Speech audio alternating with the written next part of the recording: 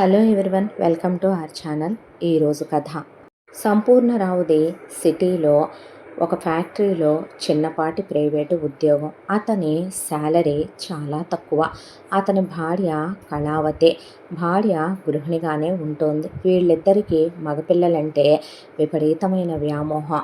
వీళ్ళ పెద్దల ద్వారా వీళ్ళకంటూ వచ్చిన స్థిరచరాస్తే అర్ధనా పైసా కూడా లేదు.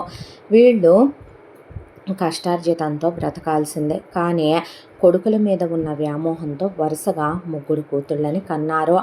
ఆ తరువాత పాడు దరిద్రం 3 ఆడయ్యాయని కన్న తర్వాత పెంచక తప్పదు. వీళ్ళని పెంచి పెద్ద చేసి ఒక చేతిలో పెట్టి తగలేయక తప్పదు. వెధవ బ్రతుకు, వెధవ జీవితం అనుకుంటూ పిల్లల్ని చిన్నప్పటి నుండే గవర్నమెంట్ స్కూళ్ళల్లో పడేసి వాళ్ళ పెళ్ళిళ్ళ గురించి, కట్నాల గురించి ఆలోచించాలని వీళ్ళు దిగులు పడి టెన్షన్ పడుతూ ఉండేవాళ్ళు. ఉన్న అంతలోనే ఆ పేదరికంలోనే బ్రతకటం ఆ ఇంట్లో వాళ్ళకి అలవాటైపోయింది. ఇంత దాంట్లో అనుకోకుండా సంపూర్ణరావుకి వాళ్ళ బంధువులు ఒక ఆయనకి ఆడపిల్లలే ఉండటం వల్ల సంపూర్ణరావు కర్మ చేస్తే ఇంతని పెడతామని చెప్పేసరికి వెళ్ళి కర్మకాండాలు చేసి వచ్చినందుకు వారసుడిగా వాళ్ళు 2 ఎకరాల పొలం పెట్టారు. ఆ పొలం పెట్టగా ఆ పొలం అమ్మితే సంపూర్ణరావుకి కొంత అమౌంట్ వచ్చింది. ఆ అమౌంట్ పెట్టి భార్యాభర్తలు ముందొక ప్లాన్ చేసుకున్నారు. అందులో మెయిన్ మనం ఉండటానికి మనకంటూ ఒక ఇల్లు కావాలి అనే ఒక స్థలం కొనుక్కొని దాంట్లో వీళ్ళు 3 పోర్షన్ల ఇల్లు కట్టించుకున్నారు. ఒక పోర్షన్లో వీళ్ళుండి 2 పోర్షన్లు అద్దెకిచ్చుకునేలాగా. ఆ తర్వాత సంపూర్ణరావు కళావతికి కొద్దిపాటి బంగారం చేయించాడు. భార్యకి అసలేమీ లేవని తన కోసం ఒక స్కూటర్ కొనుక్కున్నాడు. ఆ తర్వాత మిగిలిన డబ్బుల్లో వరుసగా వాటిని 3 వాటాలు వేసి ఒక్కొక్క కూతురికి పెళ్లి ఖర్చులకి ఈ దరిద్రాలు పెద్ద అయిన తర్వాత వదిలించుకోవాలి కాబట్టి ఇప్పుడే తీసుకెళ్ళి తలా ఒక 2 లక్షల రూపాయలు ఫిక్స్డ్లో పడేస్తే వీళ్ళు పెద్ద అయ్యేసరికి వీళ్ళ కట్నానికి, పెళ్లి ఖర్చులకి, బంగారానికి ఆ డబ్బులు ఎంతైతే అంతలోనే సరిపెట్టేసేద్దాము అని భార్యాభర్తలు ఫిక్స్ అయ్యి మరి కాసిన్ని డబ్బులు మిగిలితే వాళ్ళిద్దరి రిటైర్మెంట్ కోసమని ఎత్తుకెళ్ళి ఇప్పుడు ఆరోగ్యంగానే ఉన్నాం కదా అని చెప్పి ఎల్ఐసి పాలసీలు, హెల్త్ పాలసీలు చేయించుకొని మిగతా డబ్బులు మ్యూచువల్స్లో పడేసుకున్నారు. ఆ తర్వాత కూతుళ్ళని పెంచి పెద్ద చేస్తూ ఉండగా ముందుగా పెద్దమ్మాయిదే గవర్నమెంట్ కాలేజీలోనే ఇంటర్మీడియట్ కంప్లీట్ అయిపోయింది. ఇంకా ఇంట్లో ఉంచాల్సిన అవసరం ఏమీ లేదులే అని చెప్పి అప్పటికి పెద్ద కూతురు డబ్బులు ఎంతైతే అయినాయో అంతలోనే పెద్ద కూతురికి కాస్త బంగారం పెట్టేసి మిగతా డబ్బులు కట్నంగా ఇచ్చి 1,00,000 రూపాయలు పెట్టి పెళ్లి ఖర్చులు పెట్టుకొని ఆ డబ్బుల్లో నుంచి పెళ్లి జరిపించి పెద్దమ్మాయిని అత్తారింటికి పంపించారు. అల్లుడిదే గవర్నమెంట్ ఉద్యోగం, మంచి జీతం. కాకపోతే పెద్దల్లుడు విపరీతమైన తాగుబోతూ ఎప్పుడు తప్ప తాగే ఉంటాడు. సొంతిల్లు ఉంది, ఆదాయం ఉంది, స్థిరచరాస్తులు ఉన్నాయి. కాకపోతే విపరీతమైన తాగుడు అలవాటు ఉంది. ఈలోపు పెద్ద కూతురు పిల్లలు పుడితే మారతాడని ప్రపంచం లోకం అనేసరికి ఎంతైనా సరే కాపురం మీద ఆశ ఉన్న మనుషులు. దాంతో వరుసగా 3 పిల్లల్ని కనేసింది హైందవి. పిల్లల బాధ్యతలు భర్తే చూసుకుంటాడు. జీతం తెచ్చి హైందవి చేతిలో పెడతాడు. హైందవి అత్తామామలు చాలా మంచివాళ్ళు. తాగుబోతు కొడుకుతో కోడలు కాపురం చేసుకొస్తుంది. మహాసాధ్విమణిని నెత్తిన పెట్టేసుకునే వాళ్ళే వాళ్ళు. ఆ తర్వాత హైందవి అలా పిల్లల్ని పెంచుకొచ్చుకుంటూ మొగుడు తాగుడు ఎప్పుడు మాంతాడా అని చెప్పి ఇక వచ్చి పుట్టింట్లో పడి ఏడ్చి తప్ప తాగుతున్నాడనే, ఎప్పుడు చూసినా మనిషి మైకంలోనే ఉంటాడనే, ఇకేదో ఆ ఆఫీసులో పై అధికారులు మా మామయ్యకి తెలిసిన వాళ్ళు కాబట్టి ఏం అంటలేదనే, లక్షల్లో జీతం పై డబ్బులు వస్తున్నా కానీ ఆయన తప్ప తాగి ఇలా పడిపోతే నా కాపురం ఏంటో అర్థం కావటం లేదు. నా ఒంటి మీద చెయ్యేసి ఎన్నాళ్ళు అయిపోయిందో, నేను వయసులోనే ఉన్నాను, నాకు కోరికలు ఆగుతాయా, కానీ తమాయించుకొని పిల్లల కోసం బ్రతకాల్సి వస్తుందే, అదేం మొగుడో కంచానికే కానీ మంచానికి లేని బ్రతుకైపోయింది వెధవ జీవితం అనే పుట్టింటికి వచ్చినప్పుడల్లా శోకగీతాలు ఆలపించి వెళుతూ ఉండేది పెద్ద కూతురు హైందవి. ఆ తర్వాత రెండో కూతురు గీతది కూడా ఇంటర్మీడియట్ అయిపోయింది. దాంతో అప్పటి వరకు గీత డబ్బులు ఎంతయ్యాయో అంతతో గీతకి ఒక సంబంధం తీసుకొచ్చి సంపూర్ణరావు వివాహం జరిపించాడు. గీత భర్త పచ్చి తిరుగుబోతో. రోజు గీత 4-5 సార్లు ఒంటి మీద చెయ్యేయించుకున్నా చూసిన ప్రతి ఆడదాంతోనూ తిరుగుతాడు. గవర్నమెంట్ ఉద్యోగం, పెద్ద జీతం, పై డబ్బులు వస్తాయి, స్థిరచరాస్తులు బాగా ఉన్నాయి. గీత అత్తమామలు కూడా చాలా మంచివాళ్ళు. అయినప్పటికీ గీతని కానీ హైందవిని కానీ వాళ్ళ భర్తలు కొట్టరు, తిట్టరు, ఒక్క మాట అనరు. కానీ గీత ఎంత అతనికి సుఖాన్ని ఇస్తున్నా అతనికి బయట సుఖాల మీద మనసు వెళుతూ ఉంటుంది. జీతం తెచ్చి భార్య చేతిలో పెడతాడు. పై డబ్బులు కూడా రోజు లెక్కకు మిక్కుటంగానే వస్తాయి. ఆ డబ్బులు భార్య చేతిలో పోసినా కొంతని తన ఖర్చులకి తీసుకుని తనకు నచ్చిన అమ్మాయిలు డబ్బులు పెట్టి వచ్చేటటువంటి వేశ్యలతో తిరగటం గీత భర్తకి అలవాటు. గీత ఎక్కడ సంసారం తెంచేసుకొని వస్తుందోనని చుట్టాలు, బంధువులు అయిన వాళ్ళు అందరూ కూడా మగాడన్న తర్వాత ఇలాంటి చిన్న చిన్న చిలక్కొట్టుళ్ళు మామూలే. ఆడది తిరిగి చెడిందని మగాడు తిరక్క చెడ్డాడని సామెత ఉందే. నువ్వు పిల్లల్ని కంటే నీ మొగుడు దారికొస్తాడనేసరికి గీత 3 పిల్లల్ని కందే. గీతకి అన్నీ ఉన్నాయి. మొగుడు పచ్చి తిరుగుబోతుగా తిరుగుతూ తన విషయంలో తనని నెగ్లెక్ట్ చేస్తున్నాడనేది గీత బాధ. పుట్టింటికి వచ్చే అమ్మా నాన్నల దగ్గర నా మొగుడు రోజు ఎన్నిసార్లు నేను సుఖపెట్టినా పరాయి ఆడవాళ్ళ దగ్గరికి వెళతాడో, ఈ తిరుగుబోతు బుద్ధి ఏంటో నాకు అర్థం కావటం లేదు. సుఖం లేని జీవితం అయిపోయింది. నేనే గుడికో వెళ్ళొచ్చేసరికి వేసల్ని తీసుకొని ఇంటికి వచ్చి ఇల్లంతా చండాలపు కంపు, ఇల్లంతా శుభ్రం చేసుకోలేక సస్తున్నాను. ఎప్పుడు చూసినా అమ్మాయిలతో తిరుగుడే. ఈ మధ్య నన్ను ముట్టుకోవటం కూడా బాగా తగ్గిచ్చేశాడు. పిల్లలు పుట్టాక నేనేం చేయను, ఎవరిని పిలిపించుకోనో, ఏం బతుకో ఏంటో. మగాడికే కోరికలుంటాయా, మగాడికే ఆశలుంటాయా, మగాడికే శారీరక సుఖం కావాలా, ఆడదానికి ఏమీ అక్కర్లేదా? వెధవ జీవితం అనే అనకూడదులే కానీ విగ్రహ పుష్టి నైవేద్య నష్టి అని ఉంటానికి 6 అడుగులు ఉంటాడు. అందగాడు, కులం ఉందే, గుణం ఉందే, చదువు ఉందే, ఉండందే మనిషికి ఆ పిచ్చే అదేంటో కానీ వెధవ బ్రతుకు. ఇలా ముట్టుకోకుండా ఉంటే పెళ్ళాలు ఏమైపోతారనుకుంటారు ఈ మహానుభావులు అని రోజుకు 4-5 సార్లు మొగుడు చేయేస్తున్న గీత రోజు హైందవితో కాపురం చేస్తున్న మొగుడు హైందవి పుట్టింటికి వచ్చే ఏడ్చి వెళ్తూనే ఉండేవాళ్ళు. ఎంత దాంట్లో కళావతి, సంపూర్ణరావు ఇవేవి పట్టించుకోరు. పొద్దున్నే భార్యాభర్త లేస్తారు. వాళ్ళకి నచ్చిన తిండే హ్యాపీగా 4 రకాల టిఫిన్లు వేసుకొని శుభ్రంగా 2 సార్లు కాఫీలు తాగేసే, జ్యూసులు తాగి సంపూర్ణరావు కాలక్షేపానికి ఉద్యోగానికి వెళ్ళొస్తూ కళావతి ఏసీలో టీవీ చూస్తూ కూర్చొని 4 కూరలతో మధ్యాహ్నం ఇద్దరు భోంచేసే, సాయంత్రం సంపూర్ణరావు ఆఫీసు నుండి రాగానే ఓ రోజు గుడికి, ఓ రోజు సినిమాకి, వచ్చిన ప్రతి సినిమాకి వెళ్తారు, షాపింగ్కి వెళ్తారు. ఇంట్లో కూడా కళావతి మంచి ఇస్త్రీ బట్టలే కట్టుకుంటుంది. ప్రపంచంతో వాళ్ళకు అనవసరం, కూతుళ్లతో వాళ్ళకు అనవసరం.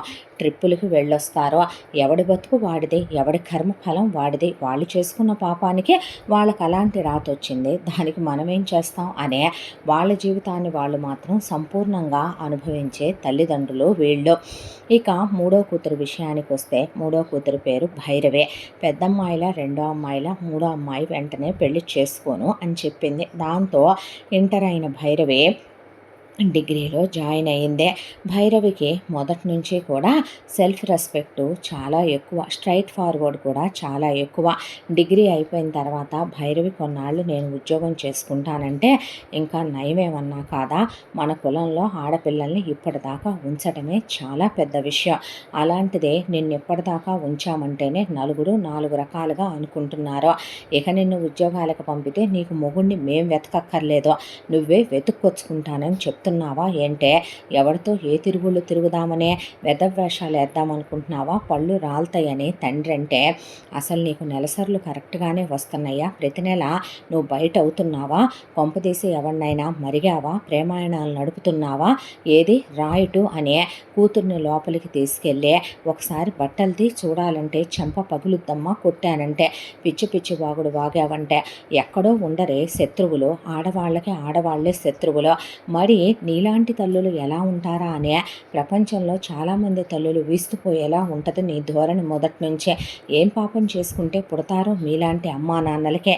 చూడండి, సంబంధం చేసుకొని సస్తాను, పెళ్ళి నా కాళ్ళ మీద నేను ఆధారపడదాము, నాకు నిండా 21 లేవు, అప్పుడే ఏం పెళ్ళిలే అనుకున్నాను. అంత కోరికలు బయట ఏ మగాడు తీరుస్తున్నాడో?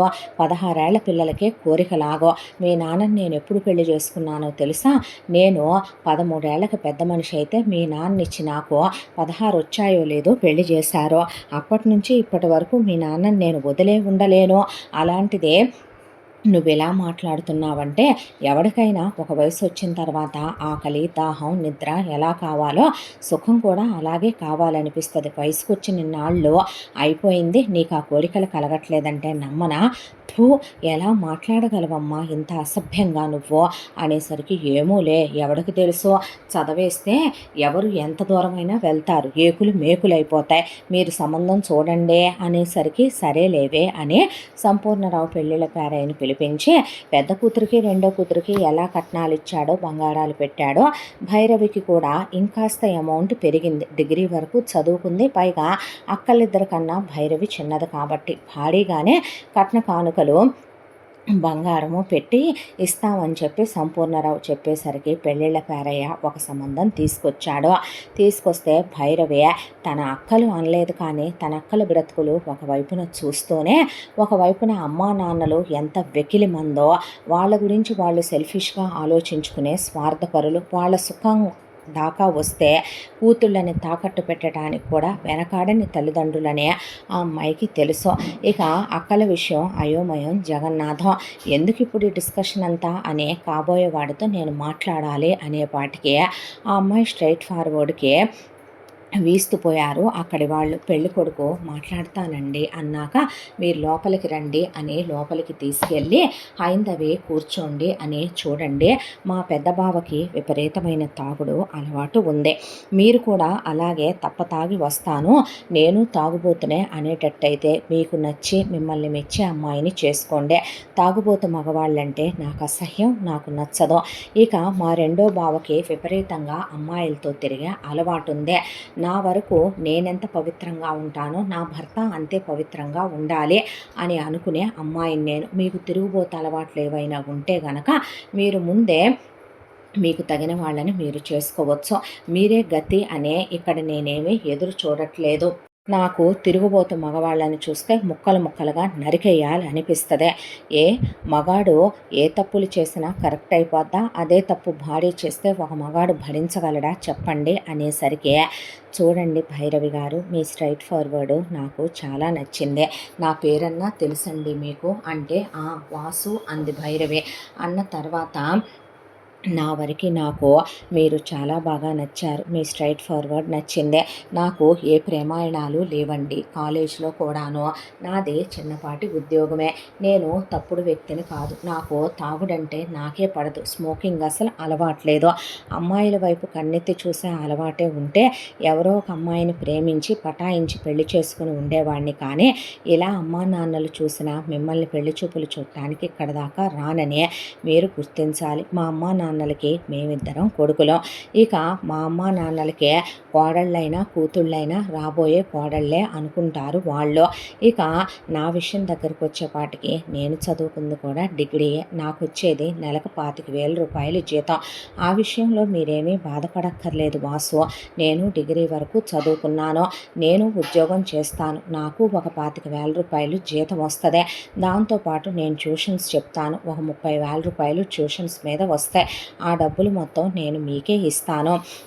మీ జీతం నా జీతం కలిపి రూపాయి కూడబెట్టుకొని మనం ఆ తర్వాత ఒక చిన్న స్థలం కొనుక్కొని ఇల్లు కట్టుకుందాం. మీ అమ్మా నాన్నలది సొంత ఇల్లే, కొన్నాళ్ళు అక్కడే ఉన్నా మీ తమ్ముడికి కూడా పెళ్ళైన తర్వాత ఒకవేళ మీ తమ్ముడు వేరే వెళ్ళాల్సిన సిచ్యువేషనే వచ్చినా, ఒకవేళ 33వ నాటికి మీ అమ్మా నాన్నలు దైవ సాన్నిధ్యం చేరుకున్నా మనకంటూ ఒక ఇల్లు ఉంటుంది. మన రూపాయి మనం దాచుకుందాం, మన స్తోమతకు తగ్గట్టే మనం బ్రతుకుదాం, మన స్తోమతకు తగినట్టే మనం పిల్లల్ని కందాం తెలుసుకుందాం. భవిష్యత్తులో మెల్లమెల్లగా రూపాయి కూడబెట్టుకునే మార్గాలు ఏంటనేది ధర్మ మార్గంలో వెతుక్కొని ఇద్దరం కలిసి కష్టపడదాం అని భైరవి చెప్తే, భైరవి చూడటానికి చాలా అందంగా ఉంటుంది వాళ్ళ అక్కయ్యలు ఇద్దరికన్నా. వాసు భైరవిని చూసిన తర్వాత ఇక మారు మాట మాట్లాడకుండా భైరవి చాలా నచ్చిందని చెప్పాడు బయటకు వచ్చి. భైరవి కూడా వాసు మాట్లాడిన విధానం చూసి అతను నచ్చాడని చెప్తే, వాసు వాళ్ళ అమ్మా నాన్నల్ని గమనించింది భైరవే.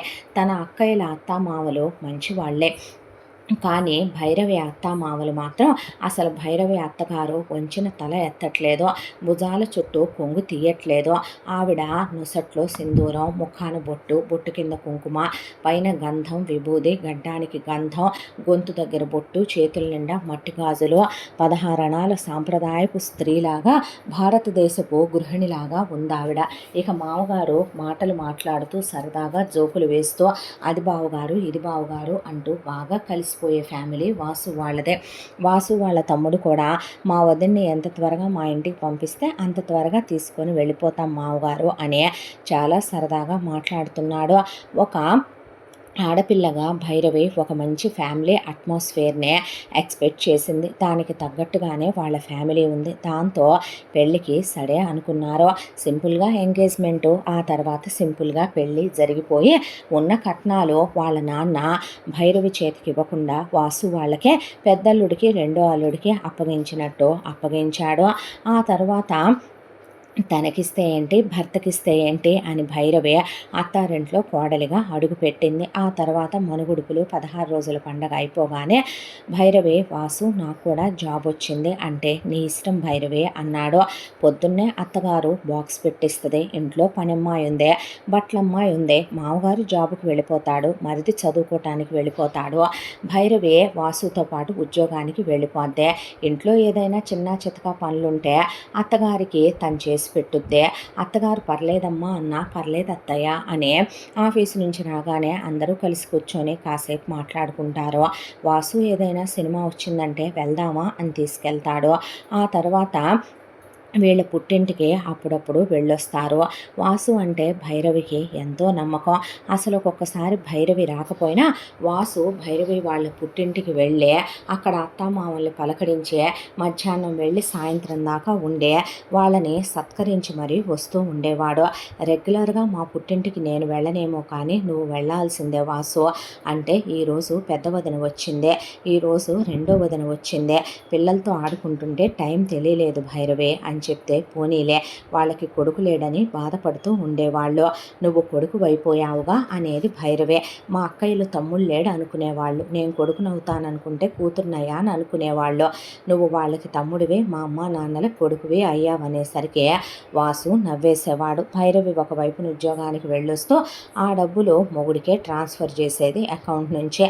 ట్యూషన్ పిల్లలు బాగానే వచ్చేవాళ్ళు 50 మంది దాకా, పేరుకి 30,000 అనుకున్న ట్యూషన్ పిల్లల మీద ఆ అమ్మాయికి 70,000 రూపాయల దాకా వచ్చేవే. ఆ అమ్మాయి 10th క్లాస్ పిల్లల వరకు చెప్పుద్దు ట్యూషన్. దాంతో ఆ డబ్బులు మొత్తం పిల్లల తల్లిదండ్రులు భైరవి అకౌంట్కి వేస్తే భైరవి వాసుకి ట్రాన్స్ఫర్ చేసేదే. దాంతో రూపాయి దాచిపెట్టు వాసు, మనమేమి కోటీశ్వర్లం కాదో, 4 రూపాయలు దాచుకుంటేనే మనకంటూ రేపొద్దున సొసైటీలో ఒక వాల్యూ ఉంటుంది అంటే అలాగే అన్నాడు వాసు. ఇలా 6 నెలల పాటు జీవితం ఎంతో సుఖంగా, ఎంతో ఆనందంగా, సంతోషంగా గడిచిపోయింది. ఆ తర్వాత కొత్త మోజనాల భైరవి మీద కోరిక వ్యామోహం తీరిపోయిందనాల. భైరవి అందాన్ని అనుభవించిన తర్వాత ఏదైనా సరే మామిడి పండు తినేటప్పుడు నిండుగా ఉంటుంది, చప్పరించాక దానిలో టెంకె వెక్కిరించినట్టు కనపడుద్దని భైరవి మీద మోజు తీరిపోయి వ్యామోహం తీరిపోయిన వాసులో నుంచి ఒరిజినల్ షేడ్స్ బయటకు రావటం మొదలయ్యాయి.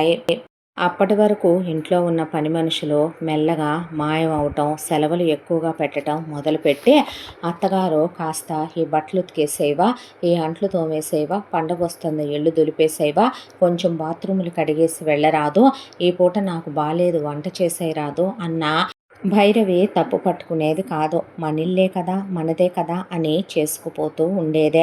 మావ భైరవి తీసుకొచ్చిన కట్నం గురించి ఇక వెక్స్ అయిపోయి ఆ కట్నం డబ్బులు కాస్త కరిగిపోయి వీళ్ళు వాడేసుకోవటం అయిపోయిన తర్వాత విసురులో వాళ్ళ మీద వీళ్ళ మీద పెట్టి వాళ్ళ కోడళ్ళు అంత కట్నం తెచ్చారంట, ఎంత కట్నం తెచ్చారంట అంటున్నా సరే ఆ అమ్మాయి పట్టించుకునేది కాదు. మరిది వచ్చినప్పుడు వదిన వదిన అంటూ కుక్కలా కాళ్ళ చుట్టూ తిరిగిన వాడు వదిన్ని మాట్లాడించడం మానేసి అవసరం ఉంటే మాత్రమే ఇదిగో నిన్నే ఒక్కోసారి భైరవి అనే అదివ్వవా ఇదివ్వవా అని మాట్లాడేవాడు. అయినా తన భర్త కోసం ఏదైనా భరించి సహించాలనుకునే అందరు ఆడపిల్లల్లాంటి సహనమూర్తి సహన శైలే భైరవిదే.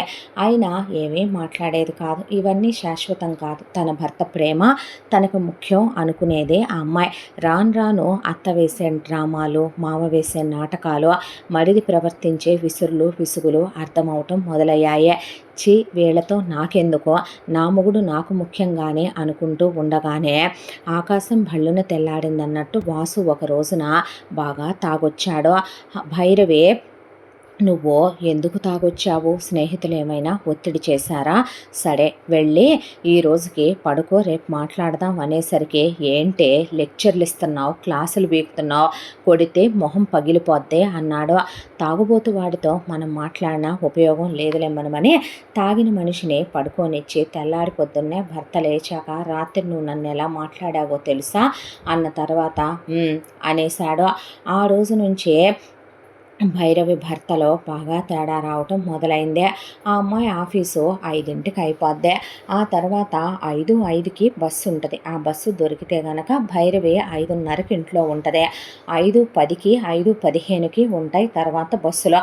మనుషులన్న తర్వాత ఆడవాళ్ళన్నాక వచ్చే వేళ ఉంటుంది, రాని వేళ ఉంటుంది.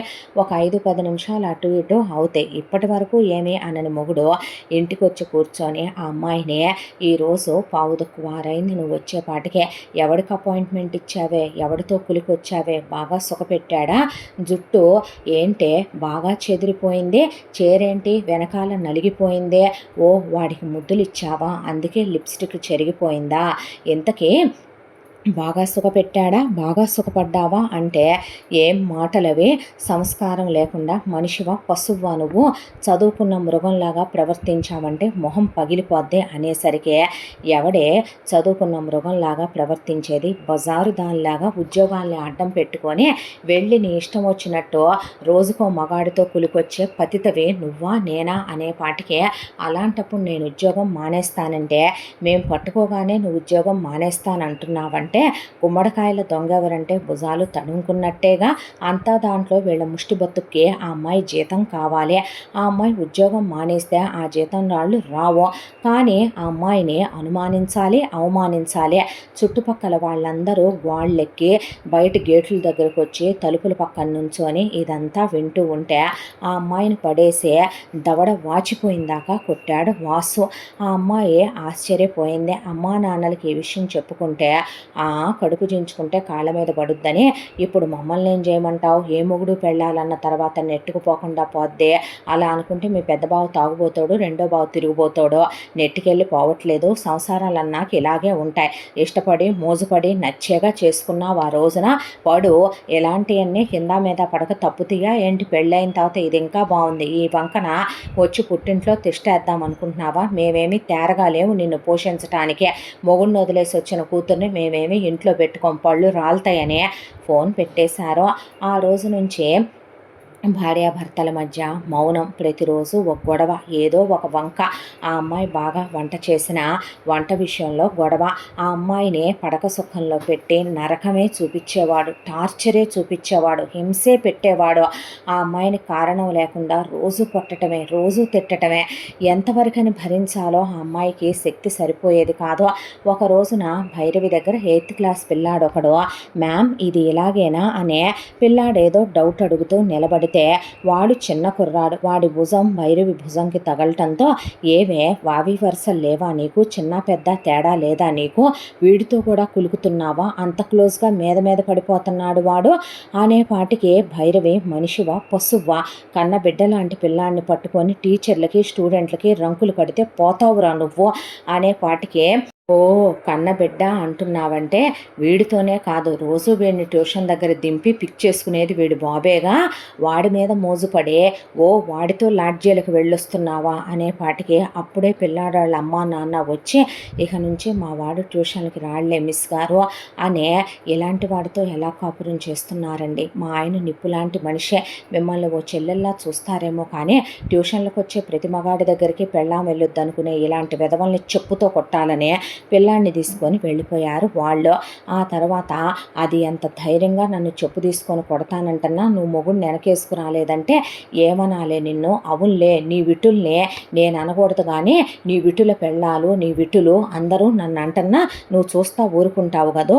అందుకేనేమో పక్కింటోడు, ఎదురింటోడు, వెనకింటోడు, పైనుండే బ్యాచులర్స్ అందరూ నీ వైపు అదోలా చూస్తారు. అవునులే, ఎప్పుడు చూసినా బొడ్డు కిందకి చీరగడతావు, పెద్ద పెద్ద నెక్కులు బ్లౌజులు వేస్తావో, ఇక వాలు జడేస్తావో, మరి నీ మీద మోజు పడక ఏం పడతారు వాళ్ళందరూ అనేపాటికి చూసే మగాళ్ళు బిత్తరపోయి వీడి బతుకనే వాళ్ళు లోపలికి వెళ్ళిపోయిన తర్వాత మనిషివా పశువా నువ్వు, పిచ్చి కుక్క వాగినట్టు ఏం వాగుతున్నావో అర్థమవుతుందా? ఏం నటించావురా పెళ్లి చూపుల్లో? పెళ్లి చూపుల నుంచి ఎంగేజ్మెంట్ దాకా, ఎంగేజ్మెంట్ నుంచి పెళ్లి దాకా, పెళ్ళయ్యాక నా మీద మోజు తీరిందాకా ఎంత నటించాలో అంతా నటించే నరకం పెడుతున్నావు సంవత్సర కాలంగా.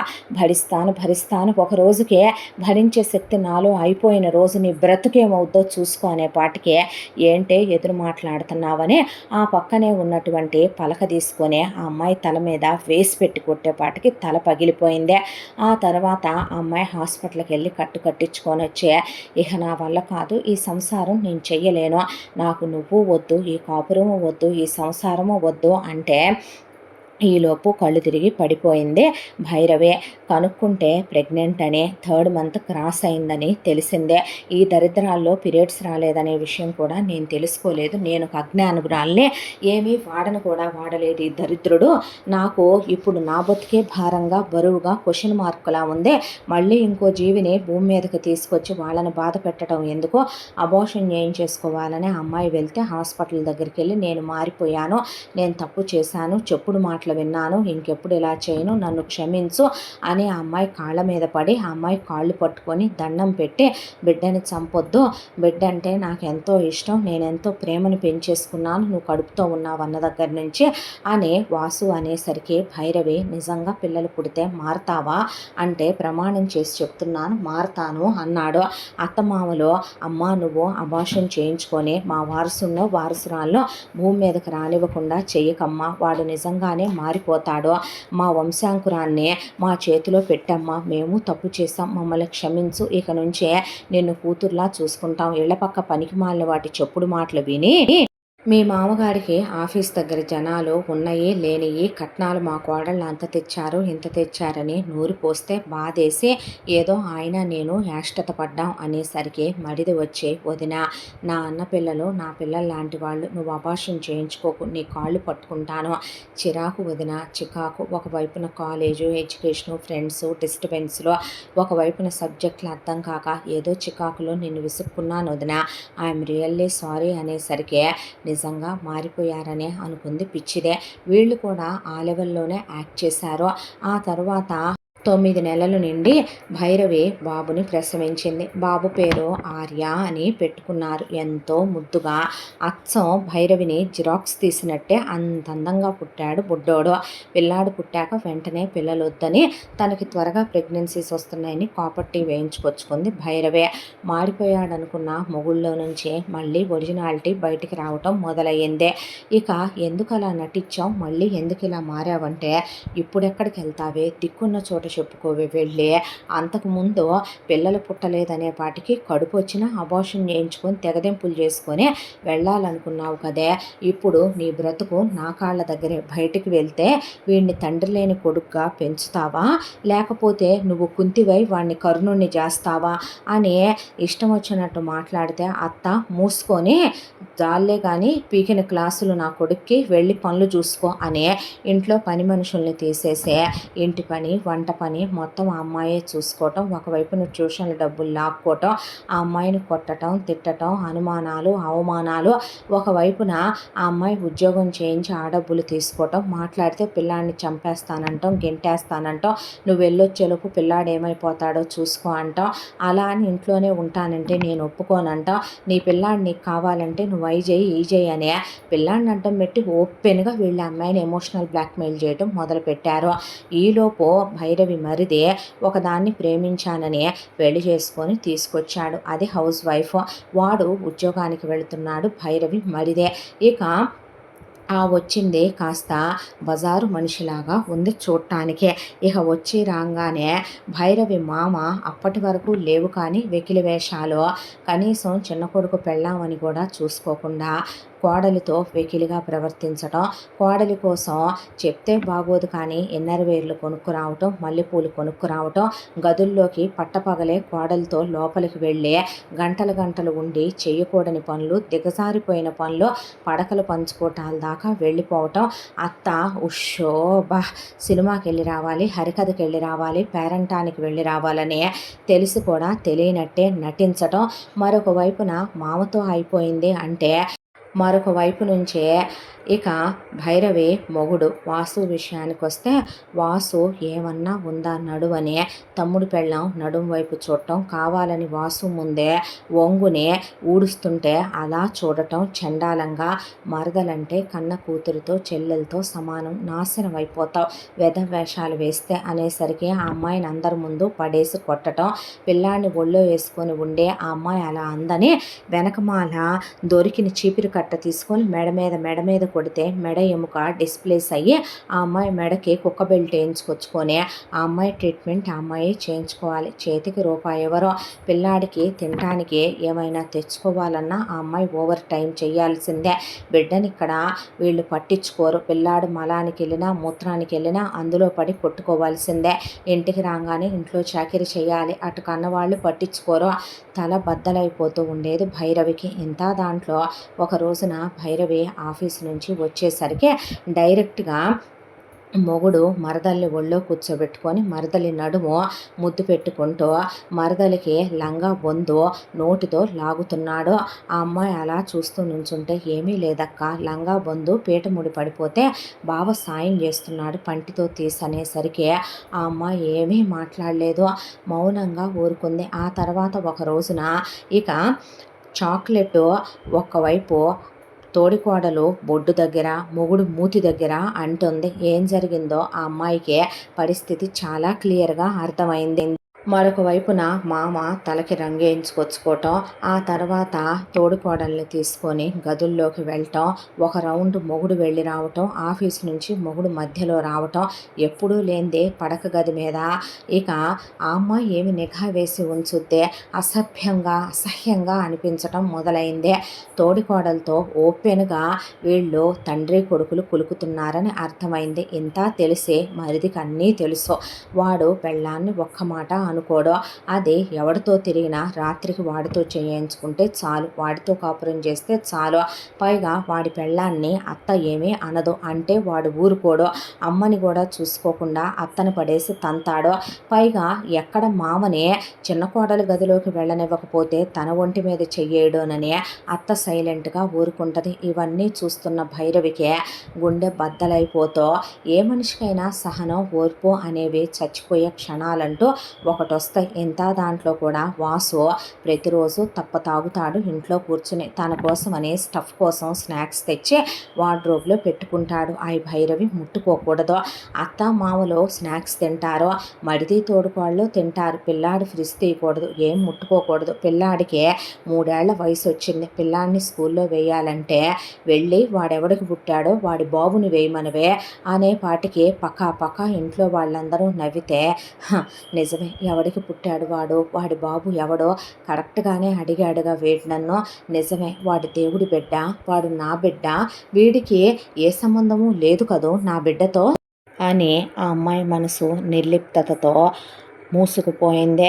ఆ తరువాత ఒక రోజున భైరవి ఆఫీస్ నుంచి వచ్చి బాబుకి ఆకలి అంటుంటే 4 గింజలు బియ్యం కడిగి పెట్టుకొని ఇంటెడు చాకిరీ చేసి స్నానం చేసి వస్తాను నాన్న చిరాగ్గా ఉందని అలా బాత్రూంలోకి వెళ్ళి స్నానం చేస్తుంది. ఈలోపు వాసు తన కోసమని మందు అన్నీ ఫిక్స్ చేసి పెట్టుకున్నాడు. అక్కడ చిప్స్ పెట్టుకుంటే చిన్న వెధవేమో 3 ఏళ్ల పిల్లాడు తినాలనిపించిందేమో. అక్కడికి వాళ్ళ నాన్నే కదా తింటున్నాడు, వాళ్ళ బెడ్రూమ్లోనే కదా తింటున్నాడు. పిల్లాడు చిన్నవాడైనా భైరవి చాలా క్రమశిక్షణగా పెంచటంతో పిల్లాడు ఏ పక్కకి వెళ్ళి ఏవి ముట్టుకొని కూడా ముట్టుకునేవాడు కాదు. దాంతో పిల్లాడు వెళ్ళి 2 చిప్స్ తీసుకుని నోట్లో వేసుకునేసరికి వాసు పెద్ద గొడవ చేసి పిల్లాడిని బెల్ట్తో కొట్టి గోడకేసి కొట్టేపాటికి అమ్మా అని పిల్లాడు పెద్దగా అరిచేసరికి భైరవి గుండె బద్దలైపోయిందే.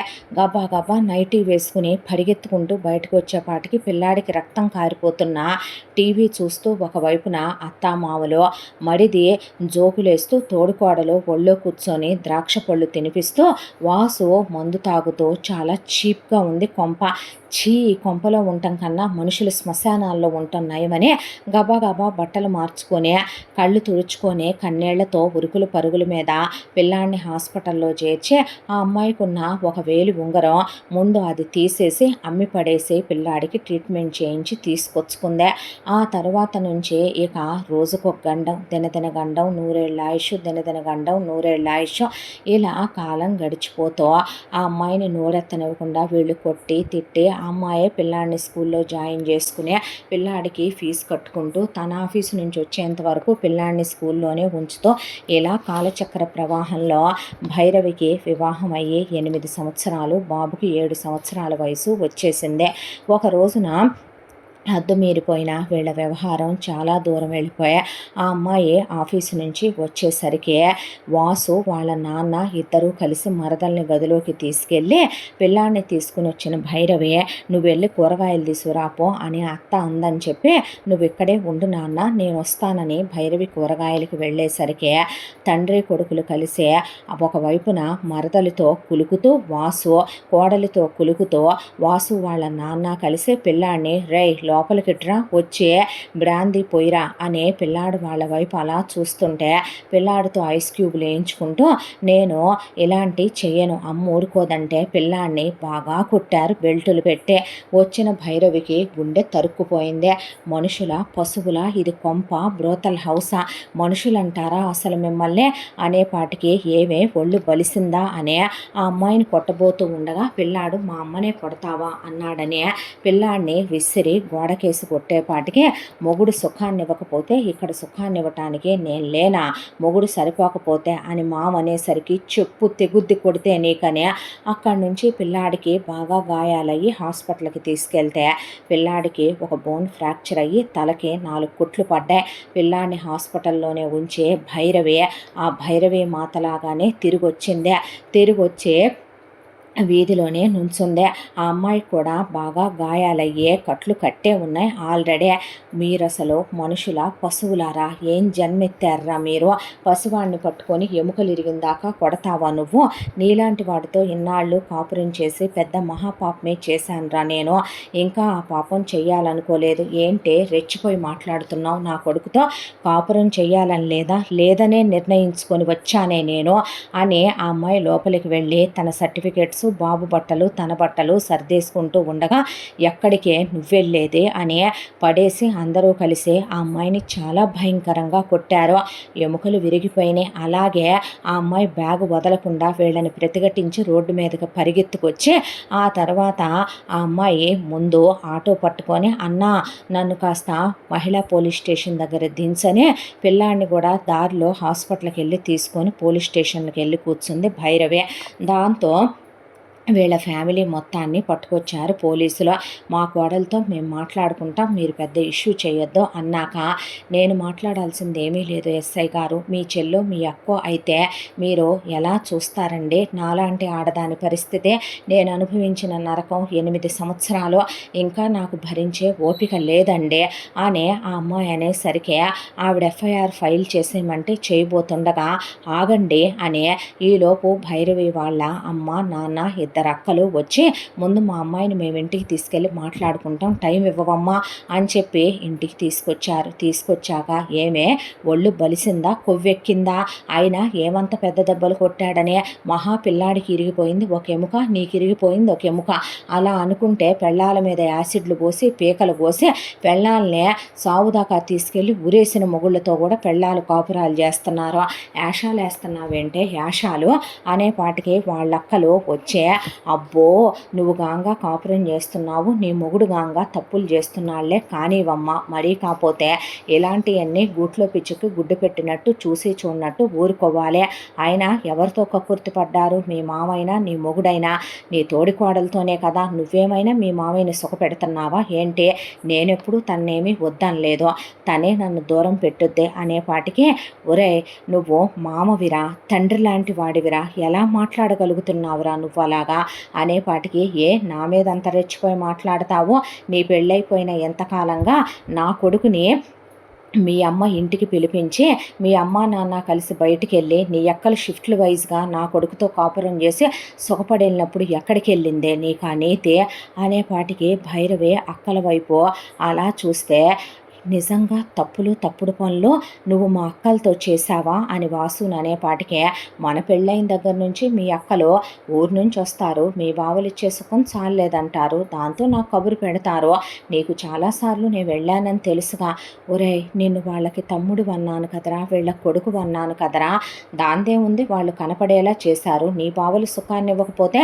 ఏం చేస్తారు మీ అక్కాయిలు, నా పెద్ద కొడుకుని అంటావేంటి నువ్వు, అలా అనుకుంటే ఇక్కడ చాలామంది కోరికలతో రగిలిపోతూ బయటి ప్రపంచానికి తెలియకుండా, మూడో కంటికి తెలియనివ్వకుండా ఏ హోటల్ రూములకో వచ్చి సుఖపడే ఆ తర్వాత ఆ విషయాలను తుడిచేస్తున్న వాళ్ళు చాలామంది ఉన్నారని మీసం తిప్పుతూ జుట్టు సరిచేసుకుంటూ ఒకవైపున భైరవి వాళ్ళమ్మ కళావతి వైపు చూశాడు భైరవి మామ.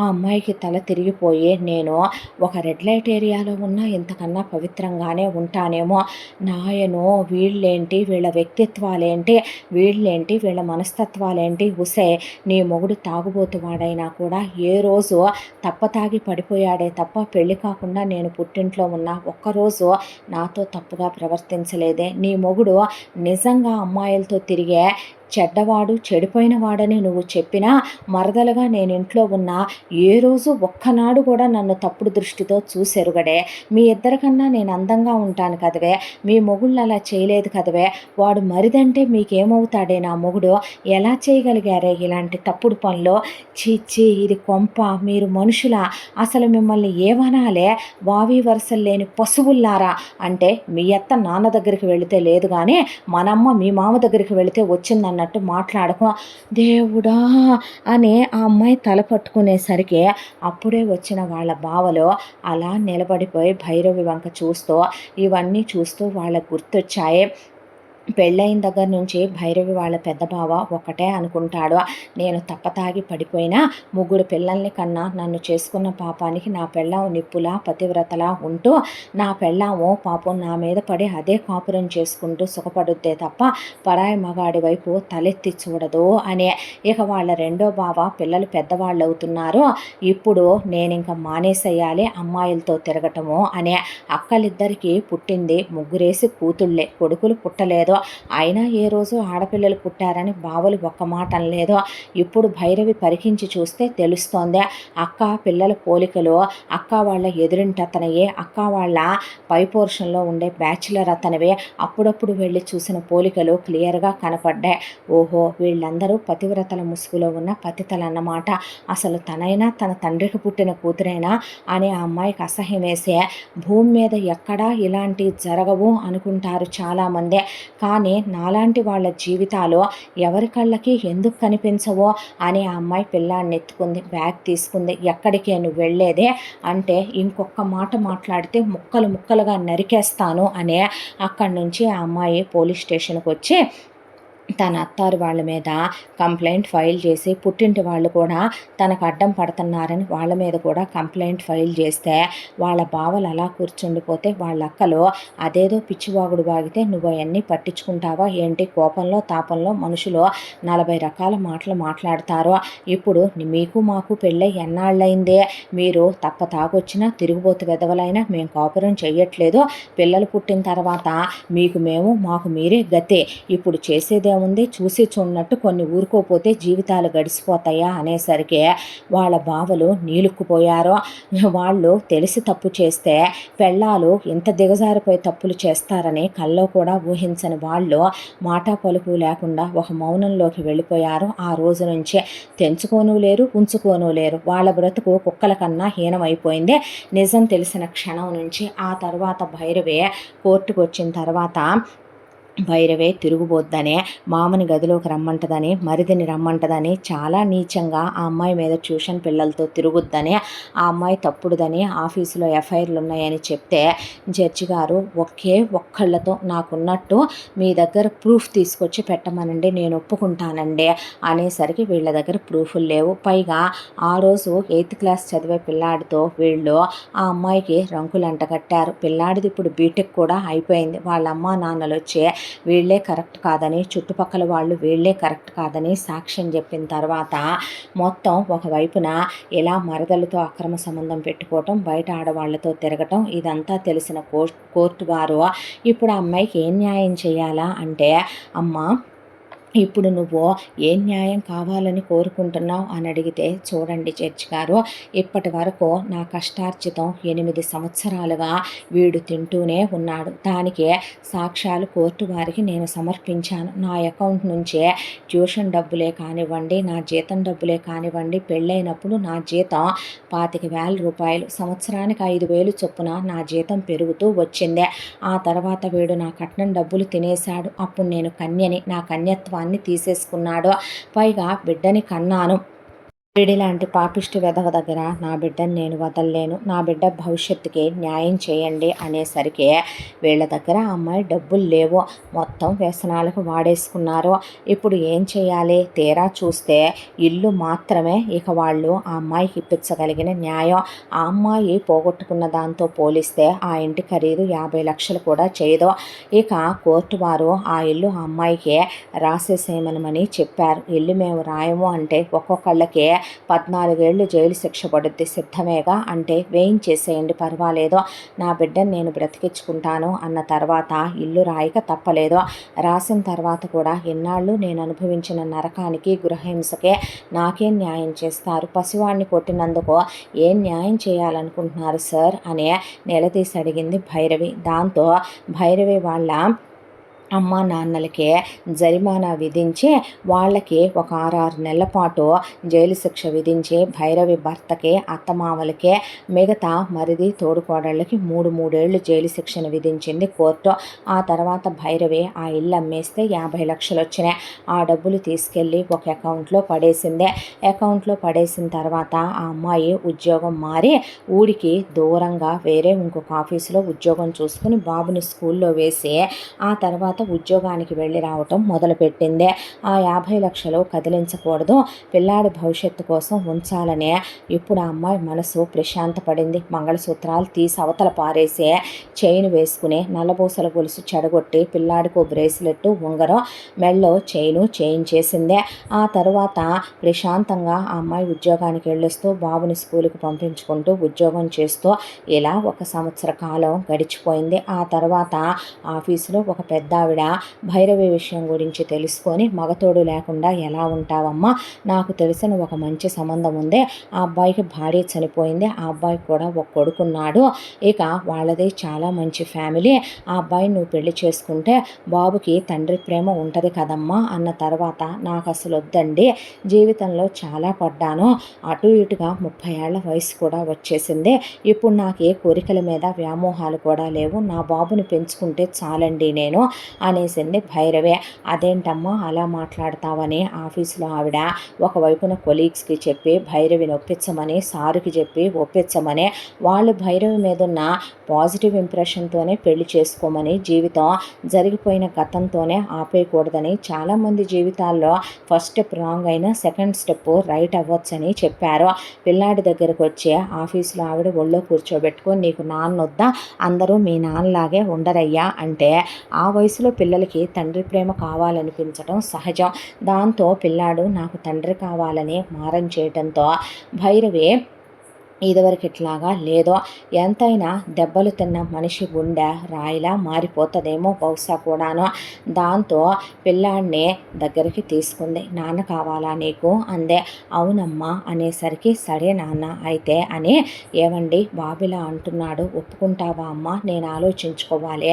వాళ్ళు ఎక్కడుంటారండి, అతను ఏ ఆఫీసులో వర్క్ చేస్తాడు, వాళ్ళ ఇంటి అడ్రస్ ఏంటి అంటే, దేనికమ్మా ఏమీ లేదు, ఒకసారి కలిసి మాట్లాడదామని వెళ్ళే ముందు చెప్పి వెళ్ళమ్మా అన్న తర్వాత, ఓ అలాగేనండి అని ఒక రోజున ఆఫీస్కి సెలవు పెట్టిందే. చెప్పా పెట్టకుండా పిల్లాన్ని వెంట తీసుకొని ఆకస్మికంగానే ఎవరిళ్ళకైనా వెళ్ళినప్పుడు వాళ్ళ బ్రతుకేంటో వాళ్ళ గుట్టేంటో తెలుస్తుంది అనే దాంతో డైరెక్ట్గా ఆఫీసులో ఆవిడ చెప్పిన అడ్రస్కి వెళ్ళింది భైరవి. పిల్లాడిని తీసుకొని వెళ్ళేసరికి ఆ ఇంట్లో లోపలికి వెళ్ళటమే భైరవి కళ్ళు ఇల్లంతా గమనిస్తూనే వెళ్ళేసరికి లోపల భైరవి ఎవరినైతే పెళ్లి చేసుకోవాలనుకుందో అతని అమ్మ, నాన్న, అతని అక్కలు, అతని చెల్లెళ్ళు, మొత్తం ఫ్యామిలీ, వాళ్ళ పిల్లలు, వాళ్ళ హస్బెండ్స్ అందరూ ఉన్నారు. నువ్వా చెప్పొస్తావనుకున్నాను, చెప్పకుండా వచ్చావే అందే అవతల వ్యక్తి అమ్మ. ఏం లేదండి, అనుకోకుండా ఇటుగా వచ్చాను, పలకరించి వెళదాం మాట్లాడదామని వచ్చాను అన్న తర్వాత, అవునా కూర్చో అన్న తర్వాత, వీళ్ళంతా మా అమ్మాయి లేలే అంటే ఇక్కడే ఉంటారా అని అడిగితే, అబ్బెబే ఇక్కడే ఎందుకుంటారు, ఏదో ఊరికే నాకు ఒంట్లో బాగాలేదని పలకరించి వెళ్ళటానికి వచ్చారంటే, ఆహా అనే ఇంట్లో అంతమంది తిన్న కంచాలు, అంతమంది మంచాల మీద పడేసున్న బట్టలు, బయట విప్పిన చెప్పులు, పిల్లలు మురికిగా ఉండటం, అప్పటికప్పుడు వస్తే ఫ్రెష్గా ఉంటారు కదా ఎవరైనా, వాళ్ళు అక్కడే ఉండే తాలూకాయేనని ఆ అమ్మాయికి అర్థమైంది. ఆ తర్వాత మీ మొదటి కోడలు ఎందుకు చనిపోయిందండి, ఒంట్లో బాగోక జబ్బు చేసి, ఆ చనిపోయిన ఆవిడ ఫోటో కూడా లేదు ఇంట్లో, బాబేమయ్యాడు, బాబున్నాడన్నారు, హాస్టల్లో వేసేసాంగా, పిల్లాడి 12 ఏళ్ళు చదువుకుంటున్నాడు, నీ కొడుకుని కూడా హాస్టల్లో వేద్దాం, మళ్ళీ నీకు మా అబ్బాయికి పిల్లలు పుడతారు కదా, ఒకళ్ళని కందుగాన్లే అన్న తర్వాత, అదేలేండి అన్న తర్వాత, ఇంతకీ పెళ్ళికి ఒప్పుకున్నట్టేగా అంటే,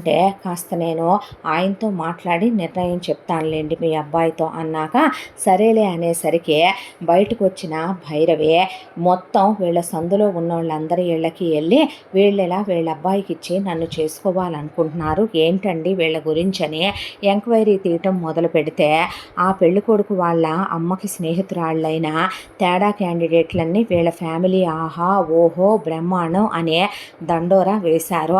ఏ స్ట్రీట్లోనైనా అవతల వాళ్ళకి అపోజిషన్ వాళ్ళు కూడా ఉంటారుగా, భైరవి వాళ్ళిళ్ళకి కూడా వెళ్ళేపాటికి, ఓయమ్మునే ఓ తల్లో నిన్ను చేసుకుందాం అనుకుందా అమ్మా, ఇదే అంతకుముందు చేసుకొచ్చిన అమ్మాయి చాలా అందంగా ఉంటుందమ్మా, చదువుకుంది, తెంగరదే, ఉద్యోగం సద్యోగం చేసేది కాదు, ఇంట్లోనే ఉండేదే, పెళ్ళైన వెంటనే ఆ పిల్లాడిని కనేసింది, కను కను కను అన్నారు.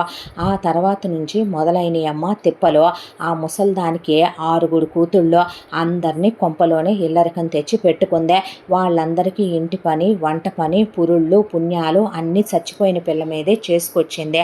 ఇక ఆ ఎదవంటావా, వాడిది పెద్ద ఉద్యోగం జీతం వస్తుంది, వాడి బాబుది ఉద్యోగం జీతం వస్తుంది, ఆ కొంప తాత ముత్తాతల కాలం నాడు ఉన్న సొంత కొంప, పెద్ద కొంప అమ్మ.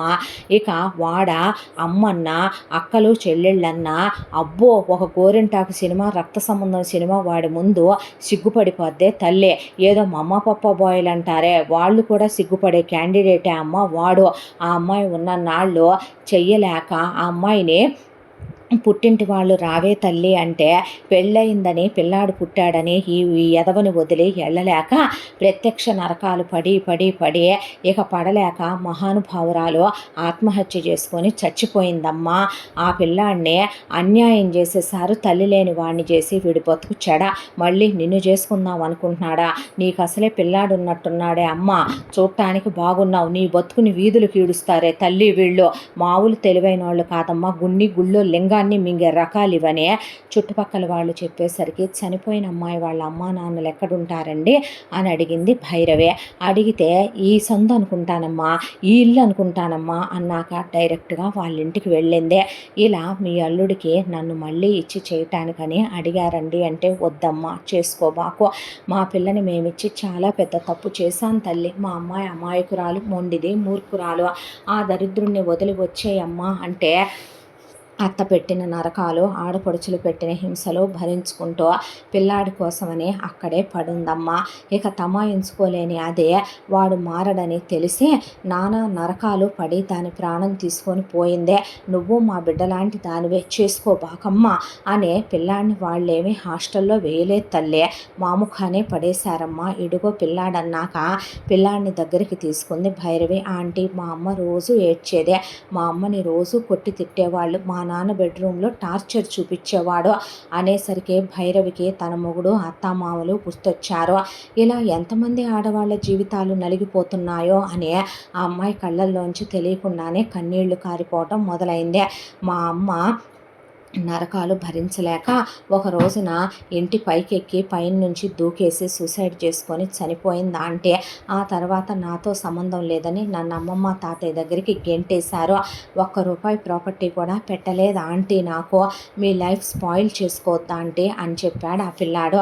అవన్నీ విన్న తర్వాత వెళ్ళొస్తానండి అని బాబుని తీసుకొని ఇంటికి వచ్చాక, ఏరా అలాంటి నాన్న కావాలా అమ్మా అంటే, ఏదైనా నువ్వేగా, ఒకసారే చూసే మనం రాంగ్ అనేసుకోకూడదు, అనుకోవాలి కదా మమ్మీ, నువ్వు ఒక ఛాన్సేగా తీసుకున్నావు, నోరు ముయిరా పిల్ల వెదవ, ప్రపంచం అంతా ఇలాగే ఉంది, ఏం తెలుసురా నీకు, నా లైఫ్లో ఈ మనశ్శాంతి సుఖం కూడా ఉండనివ్వాలనుకోవట్లేదా నువ్వు కూడా అనేపాటికి, నువ్వు పిల్లవేనే, నీకు జీవితం ఉంది మమ్మీ, నువ్వు ఇలాగే ఉంటావా, మా మిస్సులు 35-33 ఇయర్స్ వచ్చి కూడా మ్యారేజ్ చేసుకోలేదు, నువ్వెందుకే ఇలా ఉండిపోతానంటావు, నువ్వు హ్యాపీగా ఓ డాడీతో ఉండవా, పిచ్చి మాటలు మాట్లాడితే ఊరుకోనరా, నువ్వు నన్ను తిట్టావు కొట్టావని వాడు అన్నం తినకుండా పడుకొని ఏడుస్తుంటే ఆ అమ్మాయికి పిల్లాడంటే పంచ ప్రాణాలు దగ్గరికి తీసుకొని ముద్దు పెట్టుకొని అన్నం పెట్టుకొని, వద్దు నాన్న, ఒకడితో పడ్డ నరకం చాలు, ప్రపంచంలో చాలామంది మేకవన్నె పులుల్లా ఇలాగే ఉన్నారురా, ఎంక్వైరీలు తీయలేదనుకుంటాం, తీసినా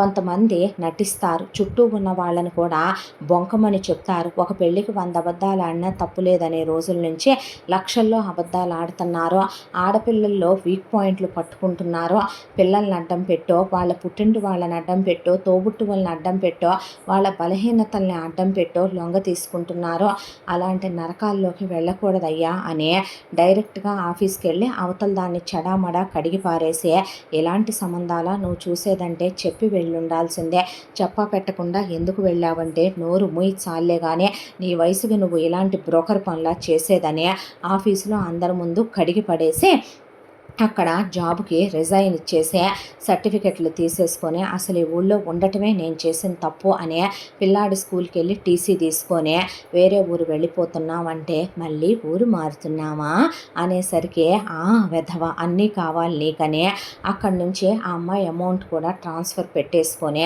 వేరే ఊరికి వెళ్ళిపోయింది. ఆ వెళ్ళిన ఊళ్ళో ముందు హోటల్లో రూమ్ తీసుకొని ఇల్లు వెతుక్కుంటూ వెళ్తే ఒక చోట ఇల్లు దొరికిందే. ఇల్లు గల్లావిడది చాలా పెద్ద ఇల్లు, మొగుడు పోయాడు, పిల్లలు లేరు, ఒక్కతే ఉంటుంది ఇంట్లో, దాంతో ఆవిడ పై పోర్షన్లో ఉంటూ కింద పోర్షన్ మొత్తం భైరవికి ఇచ్చిందే. నేను ట్యూషన్ చెప్పుకుంటాను పిన్ని గారు అంటే, చెప్పుకో అమ్మాయి అనే భైరవి గురించి అడిగితే మొత్తం చెప్పింది భైరవే.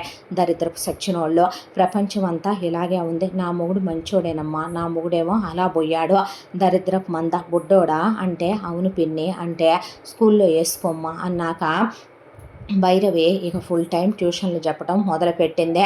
పొద్దున పూట ట్యూషన్లు చెప్పుకోవటం, కాలక్షేపానికి కాసేపు మిషన్ కుట్టుకోవటం, మళ్ళీ సాయంకాలం ట్యూషన్ చెప్పుకోవటం.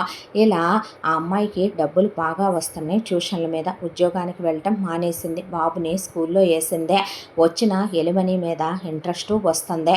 దాంతో ప్రశాంతంగా జీవితం గడిచిపోవటం మొదలైందే.